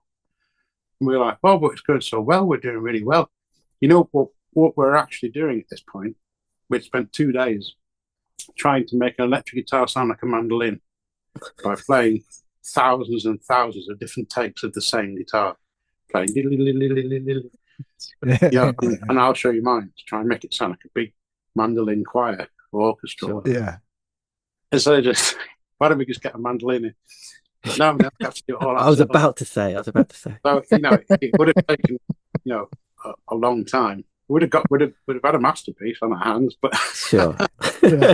He's still been making it now. It definitely would have bankrupted New. They couldn't have afforded that. So they basically put us in a mid-price studio and brought our own guy in to produce it, i.e. we produced it ourselves with a good engineer. So we did it. It was all independently done, and I like that. We didn't bring in anyone from the outside. We got offers to do strings and stuff, but we're like, no, we're doing it all ourselves. And were you happy with the way it turned out? Yeah, I was really happy with the way it turned out. I'll show you mine was a headache. It's a real headache. I'm not liking that, but it did. There was something not right about it, which I didn't understand. I know Richard was just like, this is just not right, and we need to do it again and again and again and again with different studios with different people. I was kind of sick of it, really. I never did quite get why. What was wrong with it, Richard's very keen on a take being a story, so he didn't like dropping in, when you record something. Right. He wants to record at least virtually the whole thing. Drop in the line if you got sort of wrong. But he wanted the story to be told. He wanted it to go from A to Z. Right. He'd tell the whole story, which I kind of get. But as a singer, it's kind of like, can't you just drop me in? I know what I'm doing. I know where I'm going. I know what the story is. There's a little bit of that going on with that song. So it's kind of like, I'll do it as many times as you want, but I'm not getting it. So. But apart from that, it was a great time. It was really good time. Great. It's a great album. Yeah. And like you said, you thought it might be your only album, and you did break up pretty soon after the album came out. I mean, what happened? It's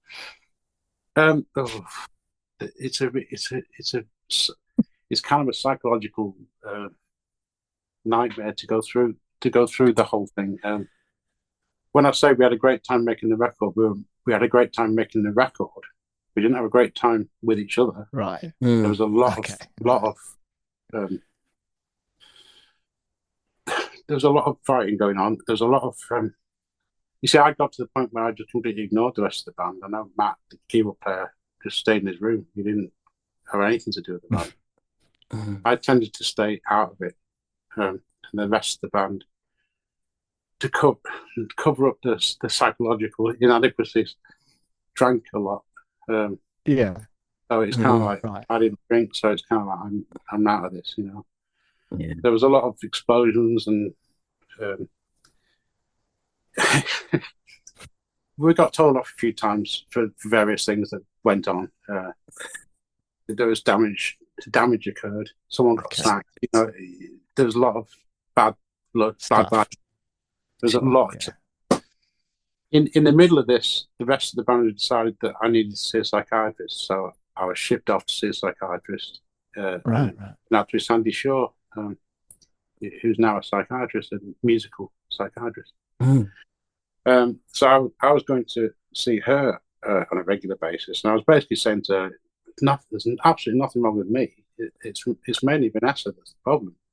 She used to kick off a lot. She caused a lot of aggro, especially in rehearsals. We couldn't do a rehearsal because at some point she'd kick off, and that's the end.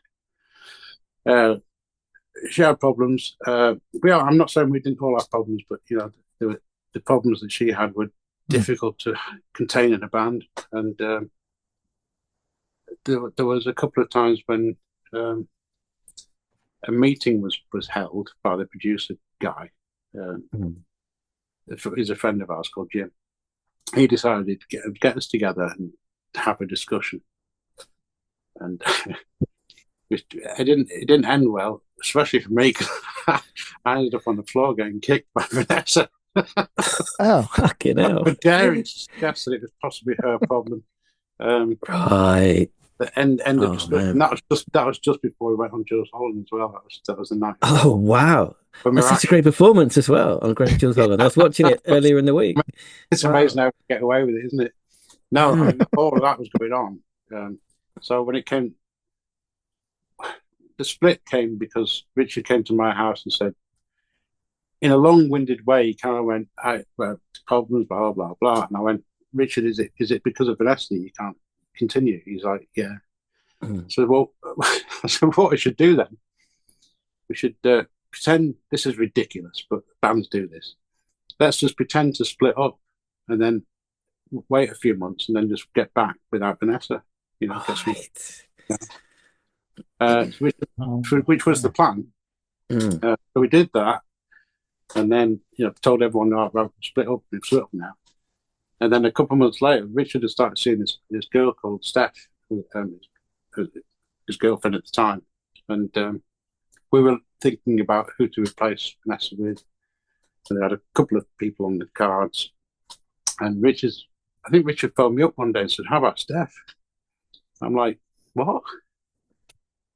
Okay, Steph's fine, but does she play bass?" He said, "Well, I can teach her." And I'm like, "This is a bit Spinal Tap, surely." Sure. So I did say something like, "She's playing bass in this band over my dead body," and that was the end of it. And so right, that was it. That was there it. We go. There we go. It was all over. Well, for a decade at least, right? For a decade, yeah. Who initiated the reunion? Big from ex-Cardiacs. I noticed your Cardiacs hoodie earlier on. It's good to see. Yeah. Tim Smith had his thing. I want to call it like his accident, if you like. Yeah. Wanting to do initially they wanted to do a live gig with lots of different bands playing, and basically got in touch with Vanessa and do it by email, and she emailed me. I hadn't spoken to Vanessa for 10 years. She emailed me saying, "Vic's been in touch. He wants us to do this gig. What do you think?" I'm like, I'd absolutely be up for it, but I don't think Richard would do it. So, we'll ask him, but I don't think Richard will do it. So we were thinking, well, maybe we could do it without Richard. So we started thinking about maybe guitarists and stuff. And then I emailed Richard, and he emailed straight back saying, "Yeah, I'll be up for doing that. Why don't we meet up?" And it's kind of like, well, this is awkward. This is weird. And was it okay? It was weird for a time until we actually got to a point when we were in a rehearsal with the gear set up, and we just sort of went, well, what do we know? Let's go into the same band. Let's do that. So we just went straight into it. It was like, fucking hell, this is amazing. This is like, nice. we hadn't listened to this stuff for ages, and it was kind of like, oh, we were good, weren't we? You know. Yeah. I guess a lot of bands who reform have the same. Yeah. Like, oh God, this was actually really good, wasn't it? It's just as much a revelation to us, but it's kind of like we've got to continue doing this. We've got to do this. This is great. And every time we do a gig, Vanessa's the first person that says, "That was amazing. Let's do more." So it's kind of like it's still going on because we can't not do it. Really, that's great. So what's the status then of the band? Is it like just sporadically doing when you can? Is that how it works? Be a sporadic thing. It's been down to me really the past couple of years to actually, I'm sitting there going, I want to do a gig. I really want to do a gig. Let's put feelers out, see if we can get a gig. It's a question of like, I find a way of getting a gig or getting a few dates, and then I email the rest of the band and say, do you want to do this day? Yes or no. So it's usually been a yes so far. So I think we just continue that way, really. I mean, I do occasionally say, how's about a new album? Do you fancy doing a new album? Well, that's my next question. So, and? Yeah, I do say it occasionally.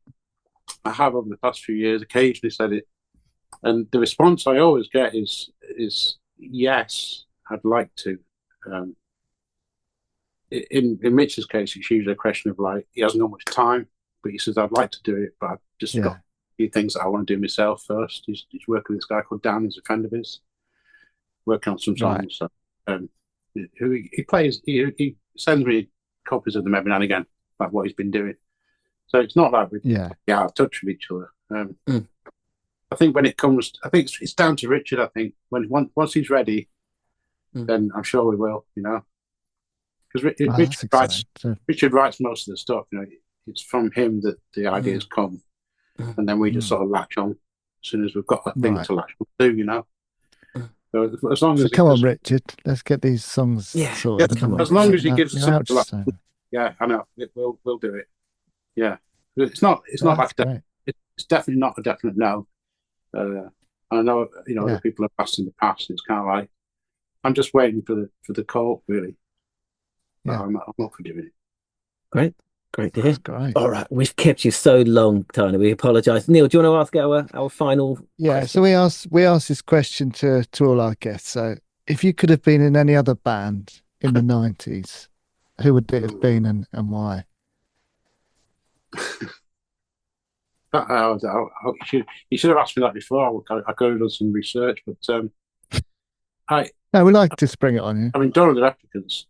I don't know what I could have in that band, but because they're all so great. But, could have stood off stage like the Placebo guy. Yeah. Well, so I guess it's there's not that many. I did hang around with a few bands. Clear Lake were just a great band. Yeah. Are they on Nude as well, Clear Lake? No, they're on Domino, I think. Okay. But they did something at Christmas. They released a new song, I think, after many years. Oh, did they? Yeah, and I think Jason still does like solo gigs in Brighton, where he lives. But they were such a great band, and I've never saw them live properly. But they did come up to there was like a festival, like an open air festival in Newcastle once, and they were billed to be playing. But it was so delayed that when they came on, they only had 10 minutes, and they were just so pissed off because they travelled. It was really bad. I wouldn't judge them on that performance because it was just bad. That's the only time I ever got to see them. Okay. Do you remember a band called Big White Stairs? No. No, not at all. They were a band. Gonna go have a look now. First on Gary Crowley's show, he did a show on Radio London or something. Right. He had like an indie show every Sunday, and he played the song called Non-Stop by Big White Stairs, and we went to see them at the Dublin Castle, I think, and they were kind of really anarchic, really kind of fiery. And apparently they got banned from every gig they ever played at because they were just too much, and they broke up. And as a result, they broke up. They never got to make an album. I know people They did the album, they never got released. And I do know people who heard that album, and they still talk about it now. So very few people, but there are a few, especially Cardiac fans. There's quite a few Cardiac fans that loved People Upstairs as well. Okay, I'm they had a similar check them out. They were quite something, and they could really have been, I wouldn't say big, but like a flash, a thing that people look back, Not sure I'd ever want to have been in them because they, No, it doesn't sound like. They impressed me quite a lot. Yeah. Good answers. I like that kind of band. Yeah. Okay, that's great. But that's a hard question because it's like, there are so we know. People interpret it in different ways. You can take it lots of different ways, can't you? So yeah. Good answers there, man. Loved all of the replicants. All right. I mean, is there anywhere where people can keep up with what you're up to, like Facebook or Instagram or whatever? I've got a Facebook page, and there's a Facebook fan group as well called The Unclean. Okay.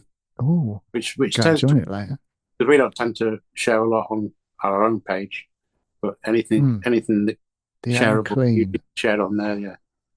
Okay. Yeah, it's because of a song we did called Sovereign. The main crux of it is "We Are Unclean" is the main line in it. So it's all now.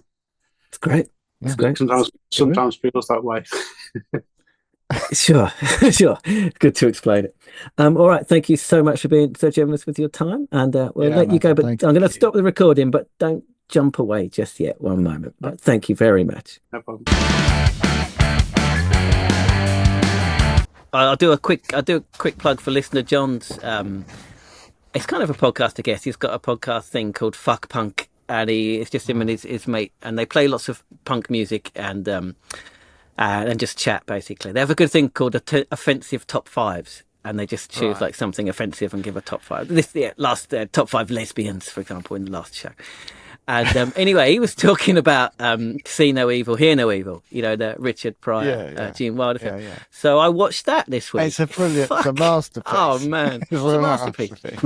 And there was the idea of it is brilliant. Yeah, it is. The concept's genius for a start. Right? Yeah. But I mean, I hadn't seen that for it must be 30 years. But I was saying like the next line. It was just there in my head. Do you know what I mean? There's so much of it. That's brilliant. It was brilliant. Oh, they were a great double act, weren't they? I did like that. Right. I just can't stop wondering who the best lesbian is now. Okay. I mean, who would be yours? I don't know, Victoria Wood. Hey, she's the worst lesbian. Fucking hell. Luke. No. She's not a lesbian. She was married to the great Soprendo. She'd smack you on the bottom with a woman's wing. Piff, paff, puff. Why did you say she was? She don't know. The great Soprendo. Maybe because of the piff, paff, puff line. You will get it in your head. Yeah. Must have been. I'd forgotten all about the great Soprendo until now. I blocked him out of my mind for 30 years. Yeah. Piff, paff, puff. Forgot about him. Right. Ultrasound. Tiny. Luke, your child actor question went down like a bomb. It was a bit of an awkward start to the whole interview, wasn't it? It was, wasn't it? Yeah, it was. Well, we soon warmed to each other. We didn't know him. Yeah. No, it's fair. Yeah. Yeah, it was. It was all right after we got going. To start. Yeah. It's always a bit like that. A few minutes, you just get to know each other, and then they always warm up, don't they? Yeah. They do. Yeah. But yeah, we said before, but we literally just, they come on the Zoom, we say hello, and we press record. So we're meeting them at the same time as you are, basically. Yeah, maybe we shouldn't do that. No, it makes for an interesting Of course you should. dynamic. Yeah. Yeah, it doesn't matter, does it? Like, no. I think it's, like I said, I could have edited it out, but what's the point? It's the interviews as it was. Mind you, it does mean the first 10 minutes of each interview is pretty much the same. Well, no. Do you think so? Maybe. Well, in a way, but I think I like it. I think it is. It's like you say, getting to know them with you. Yeah, getting to know each other. We're all getting to know each other in real time. It's good. Yeah. But so he's not a child actor, no? No, I'm misinformed. Where did you get that from? I tried to look back to where I got that from. I got absolutely no fucking idea. Pulled it out of somewhere. I don't know. That's brilliant. Yeah, do your research, kids. Double check your sources. But you did too much research. I did. And you did check it. You checked it with him, and it was wrong. Yes, I did. I went right to the primary source, and it was wrong. It was a good interview, though, wasn't it? Dave, did you enjoy it? Yeah, I did. Interesting. It was really interesting good. guy. Wasn't Yeah, I really liked him. Like you said, self-proclaimed outsider. I'm not. yeah. I don't know. I kind of identify with that a little bit, but not that I'm a big outsider or anything. But You're the ultimate insider. You're a 5'8" middle-aged white guy with mousy brown hair called Dave. However more average do you want to be? it's not about being average. You've got though, 2.4 children. A dog. You got a boy and a girl, blonde-haired, blue-eyed boy and a girl, and a fucking Yeah, but dog. that's not what it is it? It's about not feeling comfortable. Sure. In the normal groups and stuff. Yeah. That's just because people don't like you. Not true. Everyone loves Dave. Everyone. He is your ultimate sort of outsider, though, isn't he? Self-proclaimed. Like you were saying earlier on. But just the band in general, like they didn't dress the same. There was no sort of unity in the way that they presented themselves ever, and there wasn't a shine on either. They all looked they were all dressed like themselves. Yeah. Yeah, it's interesting, isn't it? I don't know, would that harm the band? It usually harms a band when there's not that sort of continuity. I kind of well, we often talk about bands that are like gangs are great, right? And they're the opposite. But then like we said before, like Faith No More also looked like everyone looked like they were in different bands, right? And that works. Sometimes that kind of diversification works. It can work both ways, can't it? There's a bit of a parallel with Faith No More, I think, in that way. I hadn't thought of that. But yeah, in that, but also the sound a little bit, music, a little bit, I think. Right, maybe they're all both. They do like epic songs, right? Sure. It was a bit later in the interview, but maybe it doesn't matter.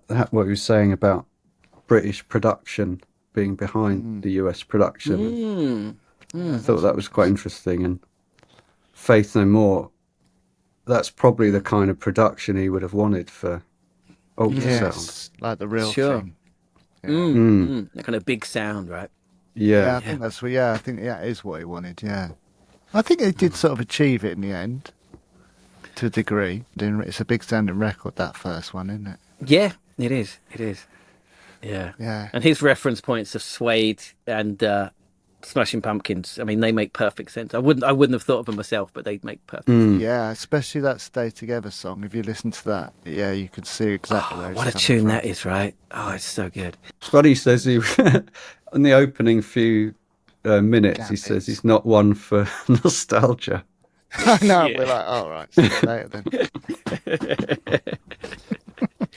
But the thing is, nostalgia is not really something you can decide, is it? It's just something that grabs you. You can't help feeling nostalgia, can you? Well, he said, and I think he's a bit like Luke in that respect. I get very deep into the 90s are amazing, and you're a wallower. like it, blah blah blah. Whereas Luke likes it for what it. Yeah, Luke likes it for what it was. Yeah, but he's let's leave that and sort of move on. Whereas I can't. And that's not a bad thing, man. It's not a bad thing at all. No, but he's more sort of your side of things, I think. I think so. Yeah. Which is a better way to be, I think, because it does hold you back, and I wish I was a bit. Do you think? Like I mean, he's a vinyl guy like me. Do you think that's part of it? If you're interested in records, it just makes you interested in music in general. So you're looking for new stuff.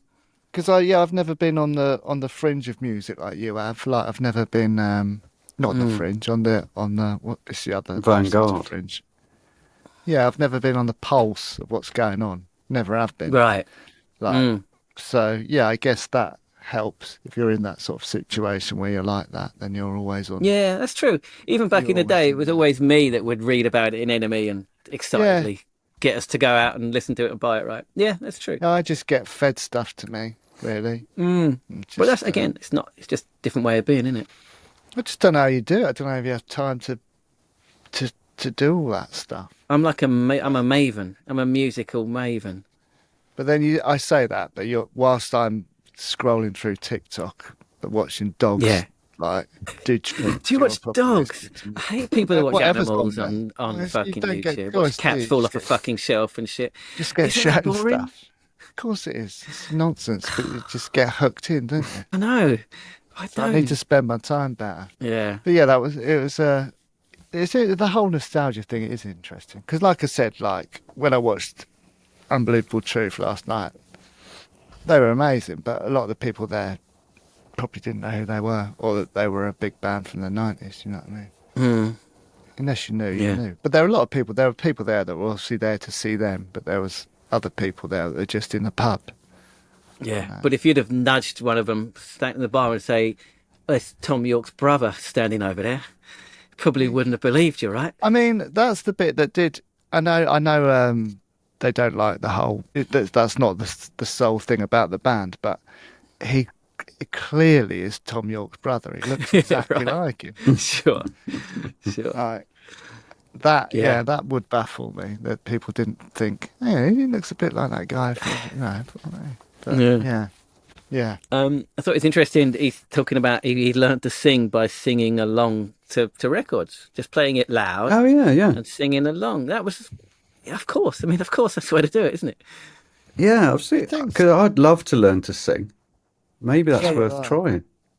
Yeah, of course. I'd like to learn to sing too. Maybe I'll give that a go. I'd like to teach the world to sing. You need to teach yourself first. that's never going to happen. I think we've had touched on this conversation before, but like the whole being in a band and working thing, or whether you should just like truly commit to it if you're doing it. I think if you don't truly commit, I just don't think you're never going to immerse yourself fully in it, are you? You just reduce your chances, don't you? If you fully commit, you're going to increase your chances of succeeding, but it's still low. The chances are still low.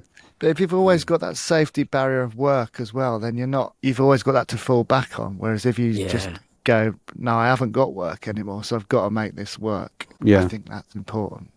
Yeah, it takes a lot of balls to do that, right? Most bands wouldn't. And to give up the materialistic neoliberal lifestyle that we've all been force fed since the day we were born. To reject that takes courage. Right? Nowadays, it's probably even more difficult. Like back then, you kind of get away with not working. I think that's what. Well, like you talked about, there was a community of unemployed people, and it was a community. And now you're a morally bad person if you haven't got your own. If you haven't fucking monetized your hobby by the time you're 11, you're a morally bad citizen these days. You know. Yeah, I was thinking about that. How important that was. I know we've talked about it before, but then he's talking about Richard Branson, who is like the ultimate leecher of the state that there is. Sure. So back then, there was a bit of leeching off the state, but it was small amounts spread over thousands and thousands of people, giving them all a chance of producing something interesting. And then with privatization, all that money just went to real leechers like him, just ripping us all off. Into private companies, I know, though, this is funny. Let's jump to that, though. Yeah, Neil, he's mostly left-wing, but I know he's got a real soft spot for both the royal family and Richard Branson. I did. I bought Richard Branson's biography once. That's right, I did. I did used to like him, but it was when he was doing all pickle. It was when he was doing his.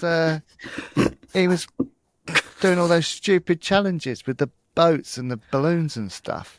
I got hooked in on all that. Yeah, but what a wanker! Yeah, spend your money doing a stupid fucking challenge on a boat and a balloon instead of fucking helping out society. I mean, I got sucked in by it.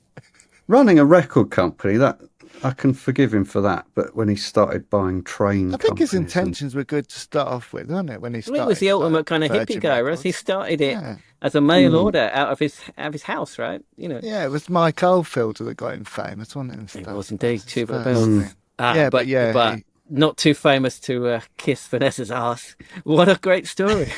Brilliant. Mental. It just shows what a wanker he was, right? Yeah. And it's so believable. I can just picture him doing that. He's just like Tony Blair, but he'd do that as well. Yeah. But he was kissing George Bush's ass, I suppose. Sure. It's a lot of ass kissing. Yeah. Literally Two peas in a kissed her pod ass. then. Brilliant. He didn't remember sitting next to you in a pub, weirdly, did he? No. I mean, Shocking. I'm going to say I've changed a lot, but I don't think I have. I've got the same haircut. And, I don't think I've changed that much. So, yeah. Well, that story seems you seem to have been sitting further away from each time you tell it anyway, to the point I mean, where I was you've as probably close been to in him the same city. as I am to you now. That guy from Dawn of the Replicants drinking Baileys and smoking pot all night. Yeah. What What a combo. Oh, Brilliant. That stuff sits on your stomach, that Baileys. That's horrible. Yeah. Oh man, we'll have to try to get Paul Vickers on, man. I'd love to speak to him. Yeah, I have, but I'll keep trying. All right. Yeah, he can't still be drinking that, can he? That'll fuck you up. That's not sustainable. It tastes so good though, doesn't it, Baileys? I don't know. Yeah, but maybe one thimbleful of it, but It's not like having melted ice cream or something, isn't it? It's great. Yeah, but it's just a treat, isn't it? It's not like a fucking It's not like a drink all staple. night thing, is it? Have a glass of it with your dinner. Yeah. Yeah, fucking hell. Same with absinthe. That got mentioned as well. I remember it was like a really hyped up thing, that absinthe. Yeah, we first got imported, didn't it? Remember, someone brought it to England in the late 90s. I mean, I had Bullshit. some. It's just alcohol, isn't it? It's really sweet. Oh, it's crazy It does juice. mess you up. But yeah, the way you take it, you're supposed to burn it and stuff. There's a big thing about it in there. But there's I've only never been certain to places had it, Drambuie. remember? Yeah. Yeah, it was illegal in most places. You can get absinthe. There was that place in Sure, Brighton. this was the all myth. Buddha. Was it the Buddha Lounge we used to go to? The Buddha Buddha Lounge. Lounge. They had it. Used to add a few in there. It's just marketing crap. It was Maybe. just an alcoholic drink like all the rest of them. Have you ever had absinthe, Dave? Yeah, I quite liked it. But I had it and it did mess me up. I just can't remember the Same. night. it's just so well marketed, you think it really messed you up more than anything else did. Yeah, maybe you're right. I think I fell for it. I was deep in reading 19th century literature at that point as well. I was romanticising it as this the equivalent of like smoking opium or something. I was romanticising like it. a doorway to your mind. Yeah, Maybe man. I'm wrong. Maybe there is an extra ingredient in it. It's like mescaline or something. It fucked me up, Laced. man. But again, maybe it was just It's psychosomatic. I the don't know. burning thing you're supposed to do before you drink it. But you do that with loads of, like Dave says, you do it with tequila and stuff, don't you? So it's no Flaming Zambuca, isn't it? some Zambuca, yeah. Flaming Zambucas. Flaming Christmas pudding. Yeah. Have you had that? Flaming You up had one of those? Monster Munch. Flaming up Monster Munch. That's a good Flaming one. up Monster Munch are good, aren't they? They're the best Monster Munch. They are the best Monster Munch, yeah. Speaking of crisps, him talking about signing the Fickers Panda. He wrote down two things. Good You'll segue, make us a good record segue. and piece of piss. That's so good. The second one. Simple, The isn't it? second one isn't really like a... It's just a weird statement, isn't it? Piece of piss. Piece of piss. Brilliant. Yeah, it wasn't even needed, was it? That second. No, that's just like an aside. Love it. Yeah, that is good. But he did say how nice Simon Williams was as well, which so As wasn't our just listeners faking it that have for heard our the interview interview. will know. Yeah. yeah. It shattered my my placebo love, didn't he? I mean, I did Why? ask a leading question. Well, he He wasn't too derogatory about them. No, Luke it was. wasn't that. It's just that Just for a comedy effect. I'm a bit annoyed with them that they have that guy off stage playing guitar. I don't yeah. like Weird that. thing, isn't it? Yeah, I don't like that. Yeah. It's unnecessary. Just have him on I guess stage. they don't want him to have ruin their image, I guess. Yeah, I know, and that's bullshit, isn't it? Yeah. If you're not playing the guitar, then that's fraud, isn't it? Yeah. It's fraud. It is. But but the reason is because whenever I watch Placebo live, I think, fucking hell, I don't know how he plays that guitar and sings. He's not. He fucking doesn't, does he? Yeah. So that's how. Someone That's else how he is does fucking it. playing it. Do you reckon Jason Donovan had the same? He wasn't really playing that guitar, was he? No, Of he course wasn't. No. What's your favourite Jason Donovan track? The one where he's on the Put me hill. on the spot now. It's only a couple to choose from. I can't remember. Too many broken hearts. Yeah, that one. Too Many Broken Hearts. Sealed with a Kiss. No, I didn't like that. Too Many That's a Broken cover, Hearts. isn't it? It's a cover, yeah. It's an old song. Yeah, But, yeah. Too Many It's Broken good. He did Hearts, it. He did a good version, though. I mean, obviously, his duet with Kylie was the ultimate, but Is it better than Too Many Broken Hearts? I think so. Yeah. Oh, I don't know. It's good. Too Many Broken Hearts. Those two together. Yeah. Something about it. Yeah, good, eh? Yeah. They're very 90s, aren't they? Well, 80s, aren't they? 80s, late 80s. Yeah. 90s, that was his, he's going through turmoil. Oh, that was when wasn't he it? went downhill a little bit, right? He just Right. went to the dark side. Went into a K-hole. He was in the papers all the time, wasn't he? Getting up He to was. that. Yeah. Stumbling out of a nightclub at 3 a.m. Yeah. It's a Yeah. big Probably had his phone hacked all the time, didn't he? Yeah, probably. Yeah. Those fuckers would do it. Probably did that to everyone. Yeah. But that has annoyed me about Placebo. I don't like that. Good to know, though. The secret's the industry, isn't it? I had no It idea. said it happens a lot. I guess it's like, I know Muse have extra musicians when they play live, but they have them on stage. They don't just sort of put them in a cupboard at the side.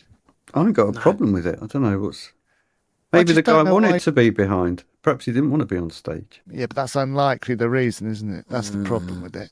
The reason is that they want it to look like it's just them playing.